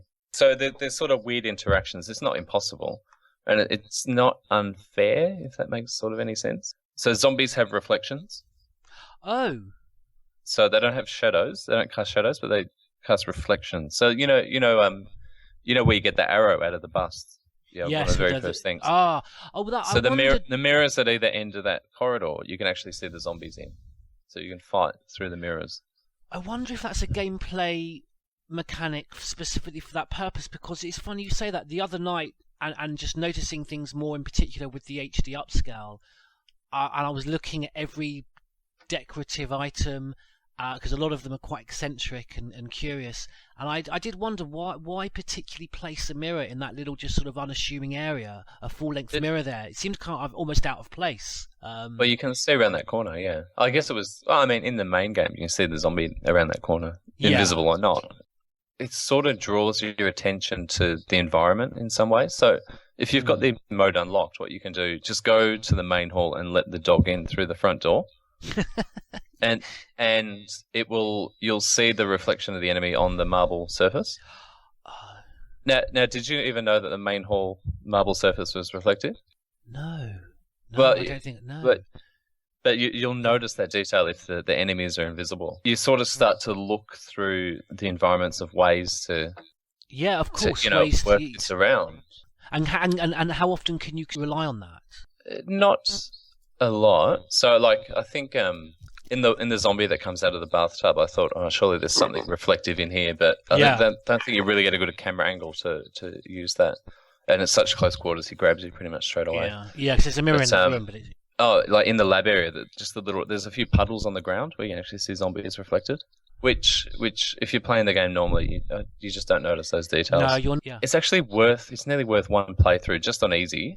You can still see a puddle of blood when you've killed the zombie, so you know where to set it on fire. I think that's right. If you stab an enemy in the head with a dagger, you can see the dagger. So it's like literally a dagger hovering there, and which you can aim for, because if you blow the head off, you can recover the dagger, of course. Yeah, daggers are actually really useful in that mode. Yeah. The yawn monster as well. In that room, you can see the dust that it kicks up as it slithers, and you can see saliva dripping off its fangs. And the other thing is, if you want challenge, it is challenging. So. Yeah. Well, it was mainly because of the challenge that I bottled out of doing it, but I just love that idea that you've brought, that you can pick up on those tiny little environmental details that Remake is so spectacular for. It just sort of highlights things for you, so when you go back and play with all the enemies in place, you can say, oh yeah, that's, I can see, it's really cool. I played one dangerous zombie mode on the remake, and I have a very hilarious story about the situation. Okay. Well, I had already gotten almost to the whole mansion in 30 minutes, right? Then I get to the place where you have to face a snake, but first you have to get the musical notes. Well, I didn't expect Forrest to be there. I thought there was going to be a zombie. So I pointed the gun, shot at him, and I failed the mission. Oh, yes. He's in there, isn't he? 30 minutes. I had never passed the whole mansion in 30 minutes, and then I go and do that stupid idiotic idea. Oh, let me shoot you with the rocket launcher. I thought it was a regular zombie. Oh, you fail. Goodbye. Try it again. Game over. Yeah. The reason I didn't succumb to that is because what I do in that area to save ammo is I push the bookcase across, and then I turn the player around so his back's facing that little alcove. I slowly walk backwards towards it, so that you then get the screen change. That zombie goes to grab you, then you're already facing in the right direction to run away. And then I just do like a little Benny Hill running around the table. And I then, while he's running around the table, I then go back into the alcove, grab the musical notes, and I just run out of there like a pussy. But my excuse is I've saved on ammo, you see. Yeah, that's understandable. No, I had the rocket launcher with infinite ammo, but I totally forgot Forrest was in there. So I shot blindly, and I failed the mission after almost going throughout the whole mission in 30 minutes. I was making great time. The thing is, though, that since he has the grenades on, you have to get bitten by him. You cannot stab him unless you have it sit on manual. And if you have it sit on a manual and you decide to stab him, you're gonna die. The fact that he doesn't walk, he runs after you. It's like having a damn Crimson Head with grenades on. He's running after you. Oh, of course, yes. You've got the additional speed as well. Give me a hug! I just want a hug! Yeah, exactly. But that's, exactly. But that's how he runs, yeah. Yeah, exactly. Oh, no, go away. No. But he does kind of have that odd way of running. You're right. He has a very distinctive way of running at you. Yes, exactly. Like Oracle point out, give me a hug. That was horrible when he was running behind me, and there was multiple times when I was playing the game that I was so close to being bit by him, but somehow I managed to dodge him. I'm Ed Smarin, the voice, Barry Burton. Welcome to the Crimson Head Elder Podcast. Right, defensive weapons. That is a lifesaver, that's for sure. It is. Oh, God, yeah, I hear that. With regard to Chris Hard Survival Mode, they are I found this. Remember the first game? How hard it was trying to go through the mansion with just so many limited herbs and ammo? These little defense items actually help you get further than you could possibly before, because if you run out of them, you know you're going to be in a panic. Well, the Selfish Gene mentioned before that he really liked the balance of the game. Having been initially disappointed playing through REHD with Jill and finding it not particularly challenging on hard mode, playing it with Chris Hard, Real Survivor, not having the ability to carry around additional health items than I would have got with Jill. Also, there's less ammo around for Chris, there's less health around for Chris. Leave it at that. It might have been just a little bit too hard, but you can then just balance that out, because I've had situations where I've had no ammo at all, and then that one defensive weapon has just been an absolute lifesaver, and that's the balance that Gene talks about that I love. Yeah, but is that cheating though? No.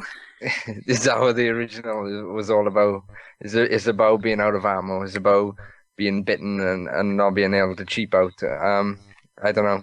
I love remakes, so I'm being negative Nancy here, but I don't think it was an essential part of the game. One way they are useful, Selfish Gene mentioned, is on one invisible enemy mode. Yeah, I was gonna say. You see the arrow sticking out of the head. Crimson Heads. What do we all make about these guys? Awesome. I named myself after them, so. I named the site after them. There you go. Yeah, the Crimson Heads were awesome. I really enjoyed it. It adds more terror to the atmosphere because those things are so fast and quick that it just adds more terror to the atmosphere. It's unbelievable. The first time you encounter the Crimson Head Elder, that lifeless, motionless body that you think's harmless, and then just suddenly rises up and gives out a show. Yeah, this guy rises with purpose and speed. He comes up so fast. It's like I always imagine he does like the Dracula thing where he's on his back and he just goes to his feet. Oh yeah. It's like, okay, fuck this, I'm gone. Has anybody ever like stood around the corner? If you stand on the corner where you can see the mirror and you can see the other zombie, you can actually see the mirror and then you can see Crimson Head standing there. And if you stand there looking, you can actually see he's like snorting, like pissed off as fuck. Like you can see all this air coming out of him, and you can hear him making this really creepy noise. And it's just like, okay, I'm not going that way. I'll go back round. If you look in the mirror, you can see a reflection of him because it's bouncing off from one wall, and then it's showing him like. And you can actually see him just standing there, just raging like a fucking rider, just ready to rip someone's throat out. He must have had some really bad halitosis. What is great about the Crimson Heads is that they create a puzzle and a danger within the puzzle and danger that you're already having to contend with. Yeah. Yeah. Like, so gotta plan your route. Exactly. So you're already dealing with one particular puzzle that involves getting one item from one side of the mansion to the other. If you are going to then deal with these zombies, you've got your fuel canteen, which you're also going to have to refuel. So that in itself becomes another little operation within an already fraught experience. And then that's the magic of the introduction of the little keys for Chris's gameplay. On my first playthrough on REHD with Chris, I had to turn it off because I literally couldn't progress. I couldn't get to a part of the mansion to get an old key in order to allow myself access to a fuel canteen that I needed, in order to burn a body that I had to burn, because if I didn't, there was no way I could deal with that crimson head. I hit a brick wall. There was no way for me to progress. I was trapped in that room without Barry coming to save me, and I was a Jill sandwich. It's game over, man. It wasn't game over because I'd been killed. I was still alive, but I knew I might as well turn it off because it was pointless continuing. I was killed by a combination of lack of health items, ammo, and the game strategy working against me. Yeah, like being beaten by the computer at computer chess. Yeah, that's exactly what I was going to say.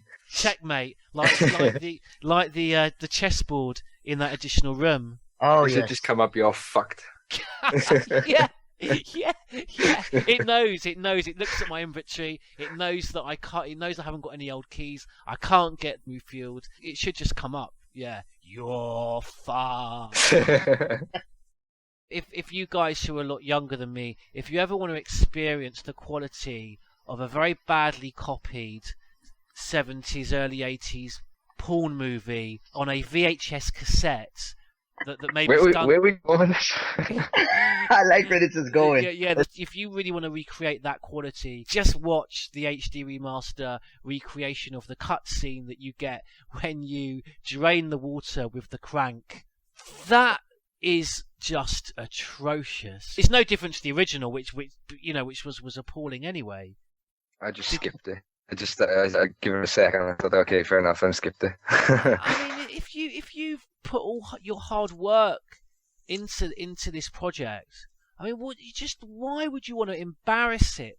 I don't know if there's a technical reason I'm not thinking of as to why they couldn't redo that, but the quality of all the other cutscenes have been improved. The FMV of the intro and the little connecting FMVs that we get during the gameplay between Jill and Barry and Chris and Rebecca, these have all been improved. So why they couldn't have improved that little 5 seconds when what you've got isn't just maybe off a little bit?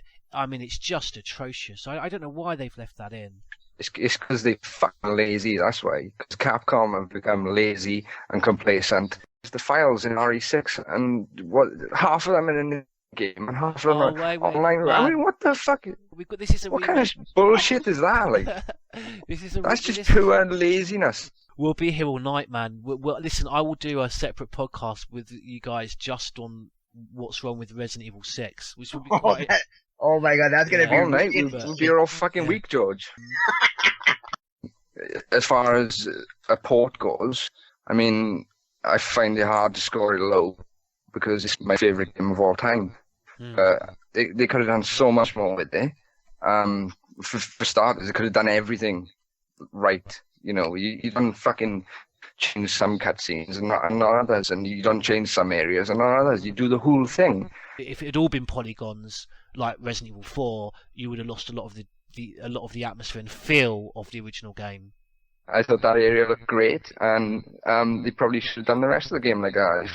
If it looks that good, I didn't notice any difference. Didn't take away any of the atmosphere for me. To be honest with you, I was a bit disappointed with it. I'd probably give it a 4 out of 10.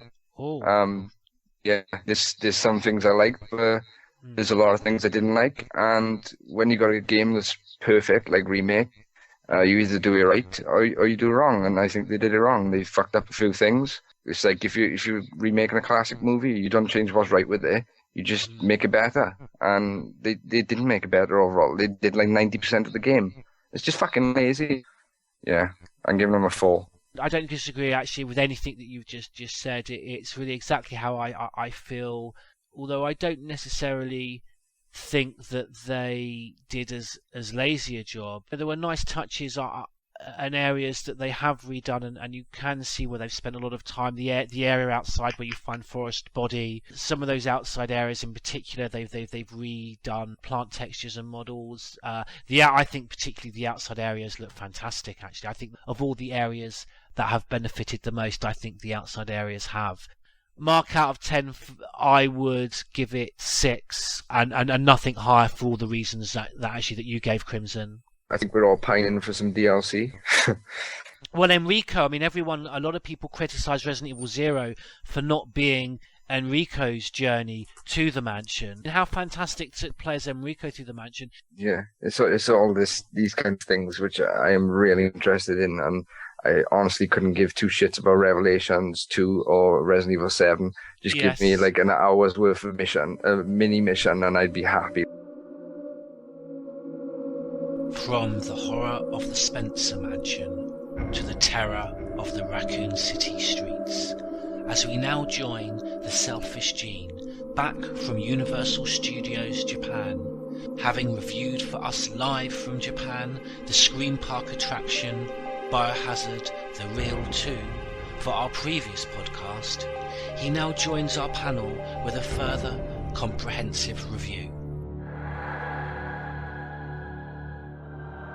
It's an attraction at Universal Studios Japan where you and a group of other people all get a shotgun each, and you go through the streets of Raccoon City, sort of through to the labs, shooting enemies as they attack you. Yeah, it's a lot of fun. Yeah, I was curious in terms of the park sort of menu. Is it like one of the headliners? It's not really advertised. It doesn't take up much of the park real estate. Yeah, even in the little holiday booklets, there's not much space. So that they do like a Halloween horror thing in October. Yeah, and I think September, October. And this was one of 4 or 5 attractions for that. I think there was a Jason one, there was a Chucky one. So they're all there for the whole time, but they sort of give them equal advertising and attention.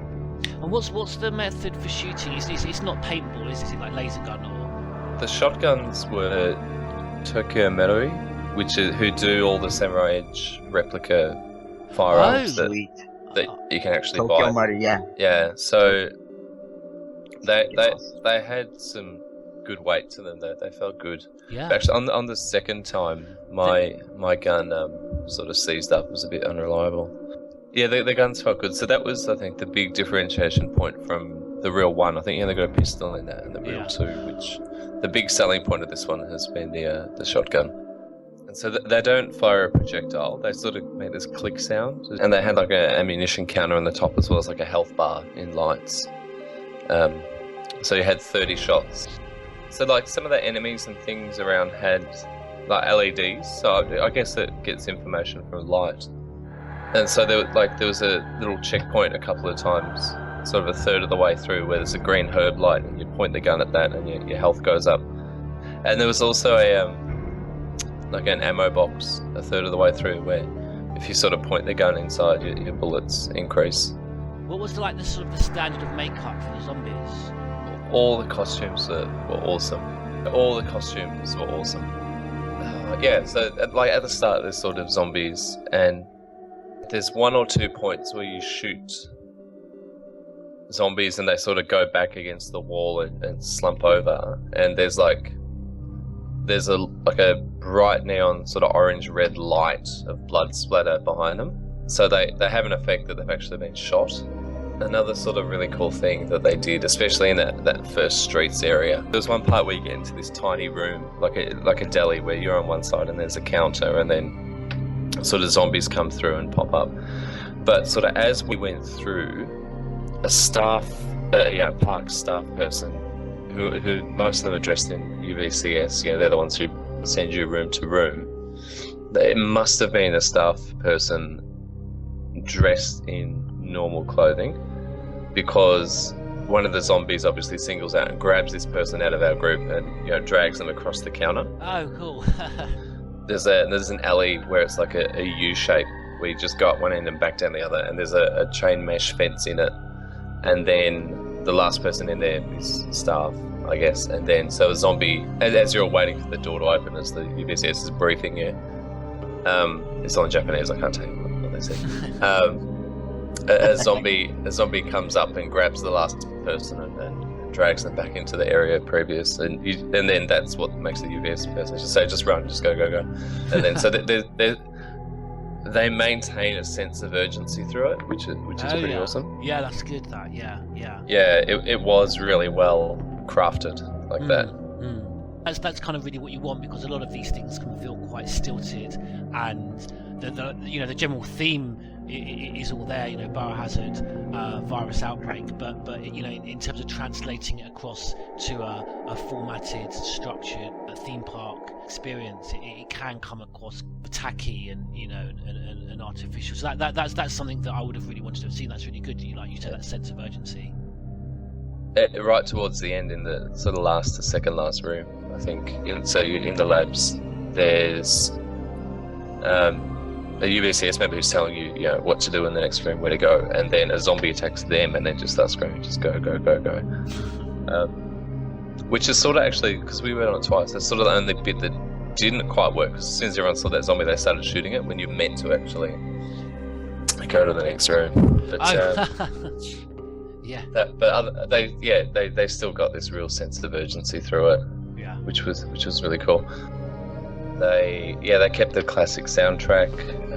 You can see in that video, which I'm really pleased, you can see the Kendo gun store logo sort of in the waiting room where you pick up your guns. They really made a lot of attention to detail to old fans, rather than anything from Operation Raccoon City. That's sort of pleasantly surprising. It's nice. I agree. I was very surprised. I was almost sort of worryingly expected, Paul Anderson input. There was only sort of one thing I think I said, which was the Nemesis holding the minigun, which borrows from the films. But I was okay with that. Yeah, we'll forgive that. We'll and forgive so you fight him sort of in an area like the front of the RPD, and as he comes out, there's sort of zombies standing around, and he actually punches the head off of a zombie. So it's obviously, the zombie's got a removable head. Yeah. And then the zombie just, falls down to his knees and falls forward. If you play Mad Jackal, and I must be the only person who loves Mad Jackal, I play Mad Jackal more than I play the main game. Oh, wow. Oh, shit, yeah. I'll play it if you haven't played it. It's so good.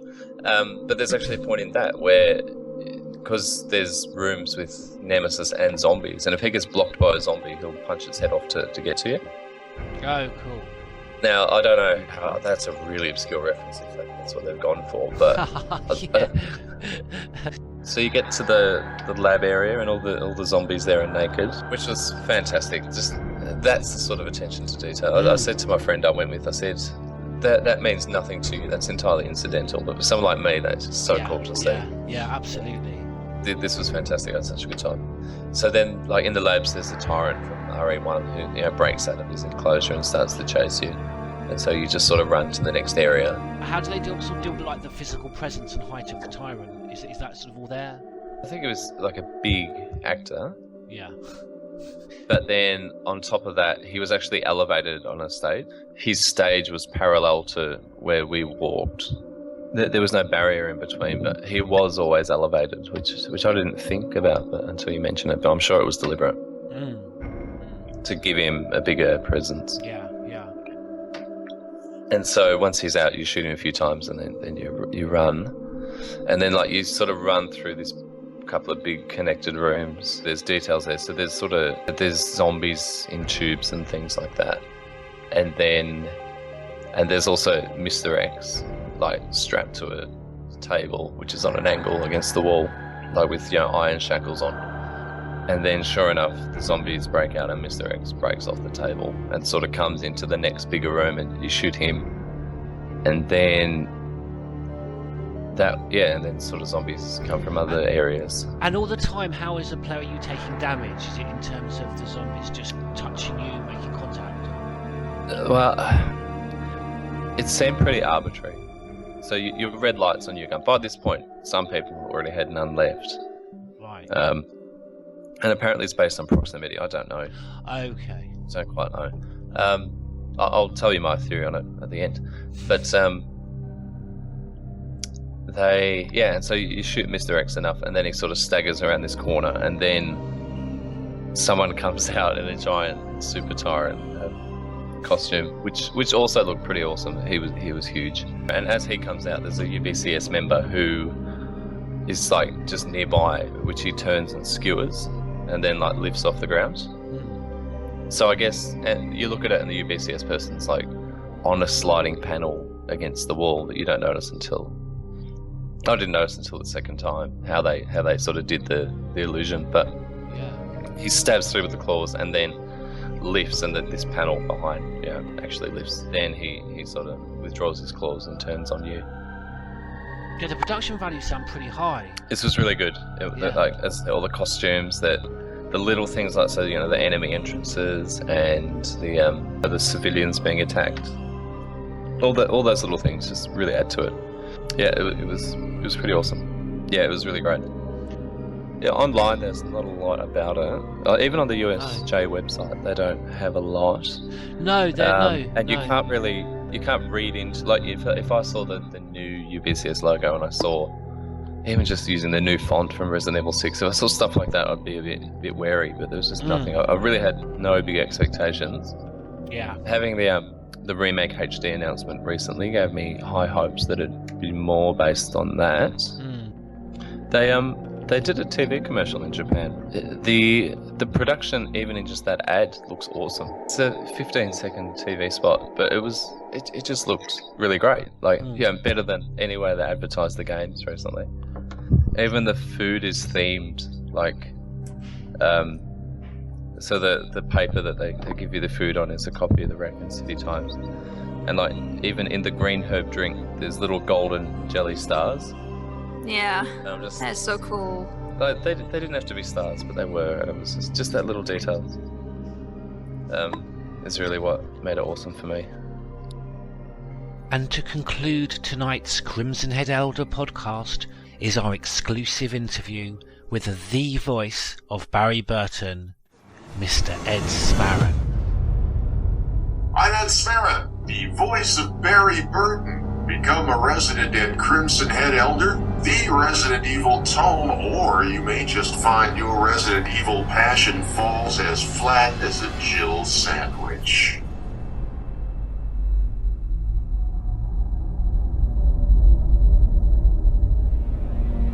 Good evening, and welcome to another Crimson Head Elder exclusive interview with the voice of Barry Burton, Mr. Ed Smarren.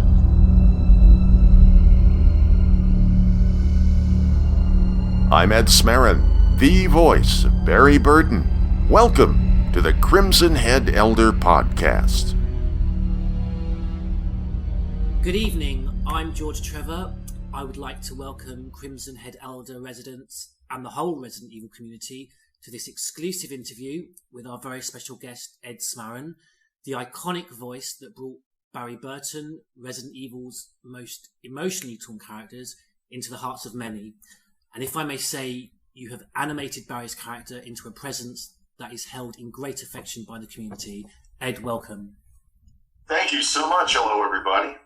It's very kind and generous of you to offer your time to us in this way. I can assure you there's a huge Resident Evil community, extremely appreciative and excited to hear from you, all of whom share a particular, very great fondness for your portrayal of Barry Burton. But before I delve deeper into Barry's own personal tragedy and why he's held in such affection, I'd like, if I may, to start at the beginning. You mean before doing this particular job? I'd done one or two things, but this was certainly the biggest. In fact, I remember one of my agents saying, "Man, I really hope you get this job." And Barry Burton, if I'm correct, that was your first foray into the world of video game voice acting. Was it it might not have been my first, but it was pretty early on. Had you had previous experience of the Resident Evil series before this role came up? No, I did not. Well, actually, the version that I did, I was told that I was sort of replacing someone who had done it before. Yeah, and so you were aware that this was a remake of a previous game. You were replacing a previous actor. Yes, they did tell me that, yes. It may not be something that you want to go into detail with, but did they give you any indication as to why they were looking for someone else? They did not. As far as I can remember, a lot of times in voiceovers, people just get replaced. It's not always for a lot of different reasons. Like sometimes people get tired, in commercials and everything too. People just get maybe tired of the current voice that's doing it. Sometimes somebody decides they don't like them. Other times it's, other unfortunate types of reasons. Yeah. But I didn't really know about this until I think after I did it. So with that in mind, what extent, if any, did you feel it necessary to familiarise yourself with the previous portrayal, incarnation of Barry in the first Resident Evil game? Well, they didn't. I think they wanted someone who was similar sounding. So, we didn't want to change the character all that much. Yeah. And also, I guess there were some people that were unhappy with some of the writing and some of the dialogue and some of the lines that were in that previous version. And I know a lot of that stuff had been redone. So I don't know if they wanted to just redo the whole thing fresh. But I know that was a thing that I heard about from a lot of fans after it came out. Yeah, we'll come on to Resident Evil's very particular style of dialogue later on in the interview, because that's something that a lot of fans wanted to actually ask you about, that particular style. But it didn't go as deep as to literally you sitting down and actually seeing Barry Burton in the previous video game and seeing the type of character he was previously. Well, they provide you with like the drawings. Here's what the character looks like, and here's what he's about, and here's some of the things. Here's some other lines from the previous dialogue. So here's an idea of what we're looking for. Yeah. Okay, but they didn't, for example, go as far as to talk to you. And I mentioned it in my introduction about why there is a lot of affection and interest in Barry. And were these sort of features that you would have been aware of? That was not provided to me beforehand. No. Okay, that's interesting. There can often be a disparity between the fondness for a character that the fans have and the professional relationship that the voice actor has with their character. Let me put it this way. I don't recall that being provided to me. I don't remember getting that information. Yeah. Let's put it that way. Okay. Did that level of character information vary at all in comparison to the other two STARS members you voiced? Because these, in comparison to Barry, I would suggest were slightly more minor or minimal characters. You had Kenneth J. Sullivan and Forrest, who voiced those two characters as well. I think the way I remember it was you're being hired to be Barry, and they may... and probably a couple of other characters. Barry was obviously the main thing, and then they would give you a couple other things to do, which happens a lot in video game and animation voice work. Did you find it particularly sort of difficult to distinguish between the three and to provide each three with very unique different voices? I don't think I found it difficult. I think a lot of times in the session you try some certain things and they're all there. The director was there and a couple of the creators were there up in a booth, and they say, yeah, we like this, stick with that, and that's what we do. We do the characters a bunch of different ways and a bunch of different kinds until we hit on something we like, and then we go with that. Okay, so in consideration of your varied work before and since portraying Barry, how much fondness did you have for the character whilst recording? And were you aware at the time, or have you been aware since of this enormous affection that the community has for your realisation of Barry? Well, it certainly sank in afterwards, where I knew it was one of the main characters. But then later on, reading reviews and reading other comments online about the game and about the characters and things, you kind of look back and you realize, oh, really? Yeah, what did I just do? This is a pretty major thing. It kind of came to me afterward. During those recordings, considering that, was there quite a pressure of expectation noticeably coming from the developers due to the huge success this series had enjoyed previously, and presumably they were in the room at the same time. And were you aware of that pressure? I gotta tell you, no. I mean, I think they did a pretty good job about that, where they said, where nobody came up to you and said, "Hey, look, we've got to remake this game, and we've got to change this character, and it's got to be like this, and if we don't get it right this time, we're all screwed." It was never like that. It was very professional. It was like, we like your work, and we want you to do this job, and let's go to the studio and do it right. And I think everybody was happy. And no, I didn't. They didn't make me feel any kind of pressure at all. It was very professional. Okay, because I think one of the things myself, and I know that sort of has come out in the questions the community have emailed, they want me to ask you, is that level of interaction that you would have had with the developers on the day-to-day recordings. Well, first of all, it was only 2 days. I mean, we spent 2 full days in a studio doing this stuff. Oh, that's considerably shorter than I would have thought. Okay. Yeah, but they were full days. Yeah. Which is a long time to talk in front of a microphone, 8 hours. And then there was, there was a director in there and a couple of directors who, frankly, English was not their first language. No. And there was a lot of sort of translation going on. But, it was normal direction kind of stuff. Yeah. There was, they were very free with kind of just letting people do their stuff, and I think I was the person who was sounding the way they wanted and delivering the performance they wanted. I think they were happy with it, and they let it go. You've hit upon a particular point of interest and debate. Actually, is the fact that English is not the first language of Resident Evil's creators, and we get actually quite poor standard translations, which even sometimes give quite significant disparities in the actual story. In our interview that Catherine Disher very kindly gave us, she also talked of barriers of communication. I was interested in your experience of Capcom's production staff and if you faced any similar translation difficulties. Like I said, we went through the director who was there, and if there were any questions or comments or problems, let's say something the director didn't understand, they would talk with the Capcom people. I did talk to those 2 people, the directors. It wasn't like they were, hiding from me or avoiding me or anything like that. So communication problems, no. If there was something like, let's say there was a line that maybe didn't work, or a line that the director said, I don't really understand this. I think we could say it this way. Or if you want to say this in English, this makes more sense. And so we would try it a different way. Oh, so you were afforded a level of freedom if, for example, if you felt that some of the lines needed some improvement with change?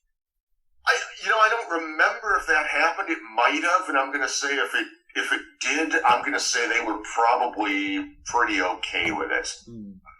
I don't remember if I ever said, "Boy, I don't get this line," even though that did happen. Even though there were some lines that were like, "Well, I'm not really sure what this means."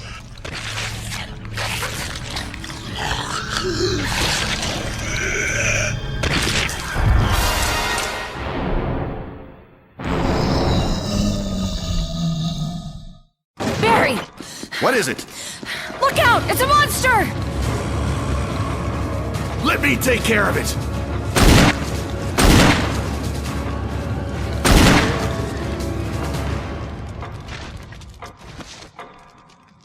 What the hell is this thing?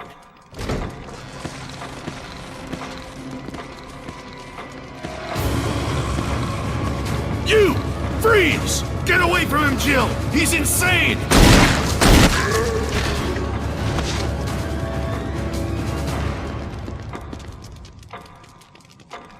What the hell? We better report this to Wesker. It's one particular line in that vein I wanted to ask you about. This cursed burden that the Resident Evil voice actor has to contend with. Did this B-movie, almost stilted style with odd pregnant pauses, did that style jump off the page when you were first given the script translations, or did you become more apparent of that style as your dialogue with your co-actors developed? Yeah, I think that there probably were some times like that, but also as a professional, your job is to bring the client's and creator's idea to life. It's not my job to be a writer or a director or an editor. My job is to help them visualize their idea as best I can. So that's what I tried to do. That specific style, that almost B-movie style, that was never specifically approached or mentioned by the developers when they were directing you. I don't recall that happening. Maybe there was some instances like during the session where I was asked to bring that out more by the director. But I don't think I was ever given a style. There were lines that you felt may affect the integrity of the character? I don't know about the integrity, but there were some that seemed like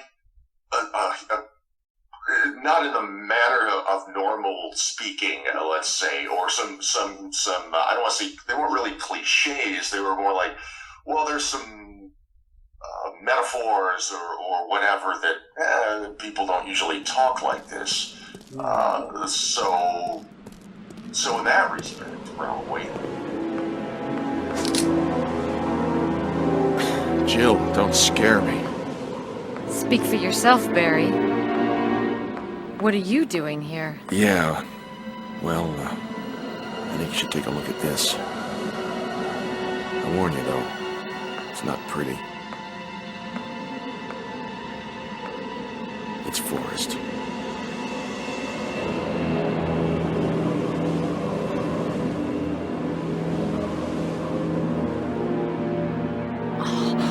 What could have done this to him? God only knows, but I'm gonna find out what did this to him.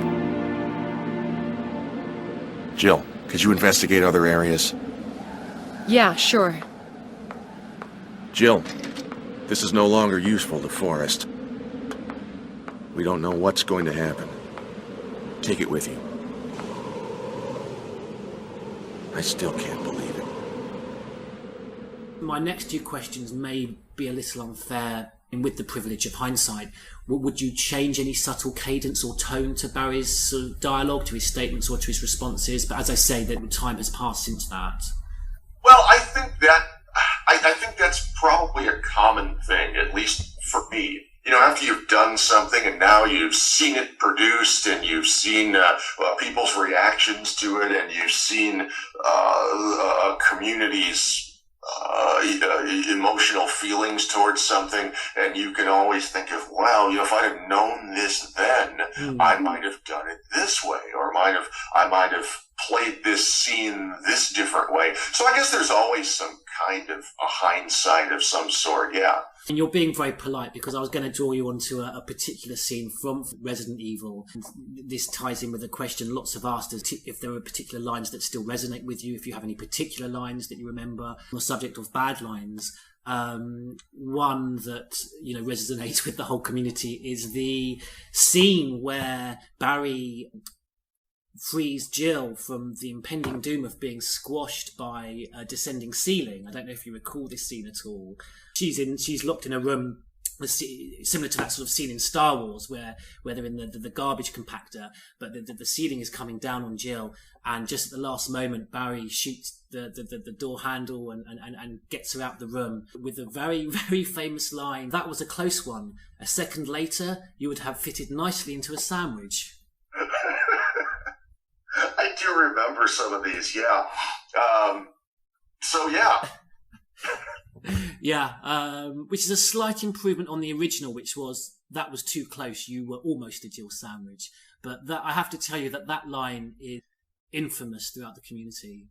You know what? I think now that you said Jill Sandwich, I think that may have been a line that we did both ways in the session. I absolutely remember the Jill Sandwich reference. That's brilliant. That's brilliant. And can I assure you, we're the whole community is very aware that that's the burden that you're given. You know that's very much the script that you are lumbered with. Yeah, that was quite likely one of those instances I talked to you about before, which was we tried some things a few different ways. Like, we'll do it this way, and then the director and or the creators would look at each other and say, let's say this line as an alternate, maybe, and see if this works better. And then, of course, it's up to them to decide. And I believe that was one of those times.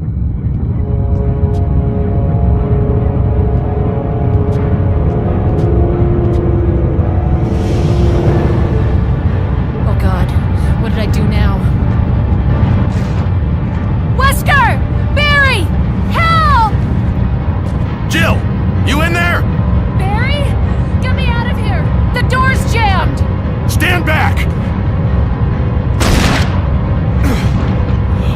Grab my hand!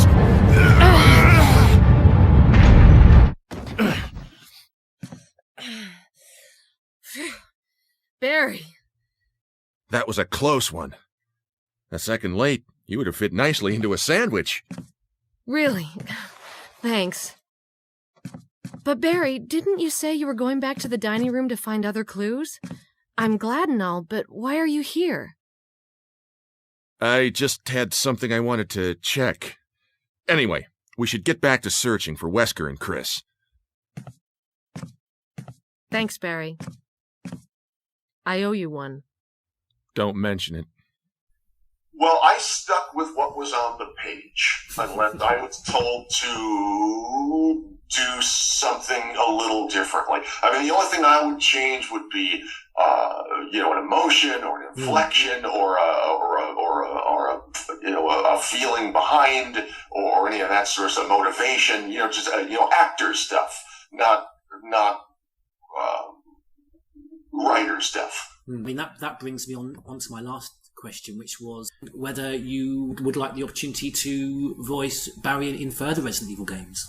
I would love that opportunity. I would love to do all sorts of voicing of characters in video games and animation.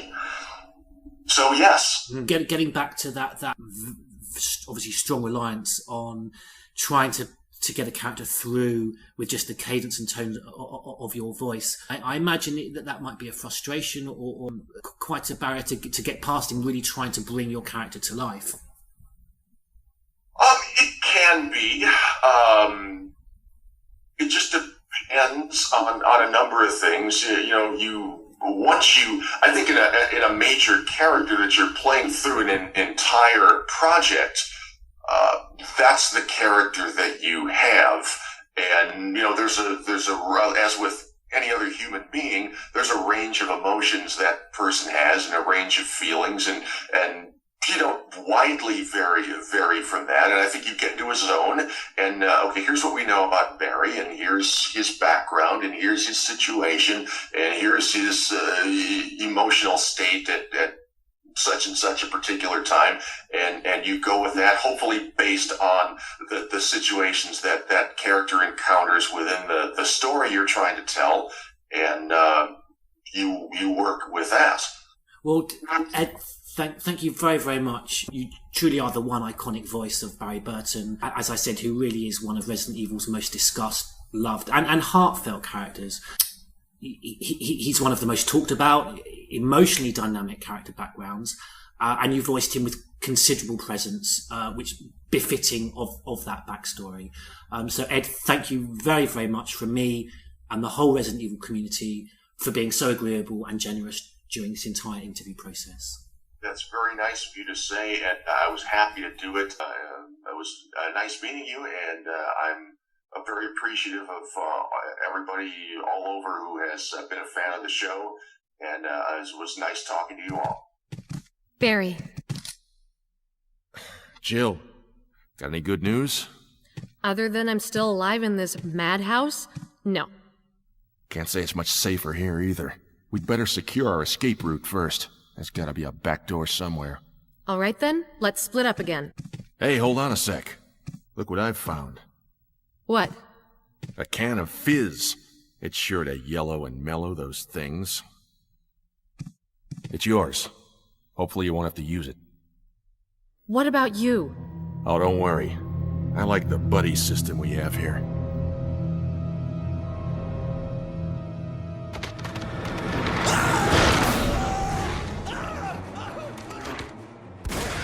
Stay away! Forest outside the mansion! Stay! Hey! The BSAA received intel as to the whereabouts of Umbrella's founder. I'd rather starve to death in here than be eaten by one of those undead monsters! They're gonna launch missiles carrying the T-virus at major cities across the United States. Come anyone! Our platoon is cut off! No survivors found! This is Carlos! If you succeeded in developing the world's most powerful biological weapon, what would you do? Discipline breeds unity. Unity breeds power. Here will become the place of Umbrella's demise. This is Michelle Ruff, the voice of Jill Valentine. And when I'm not stranded on the Queen Zenobia, I listen to the Crimson Head Elder podcast.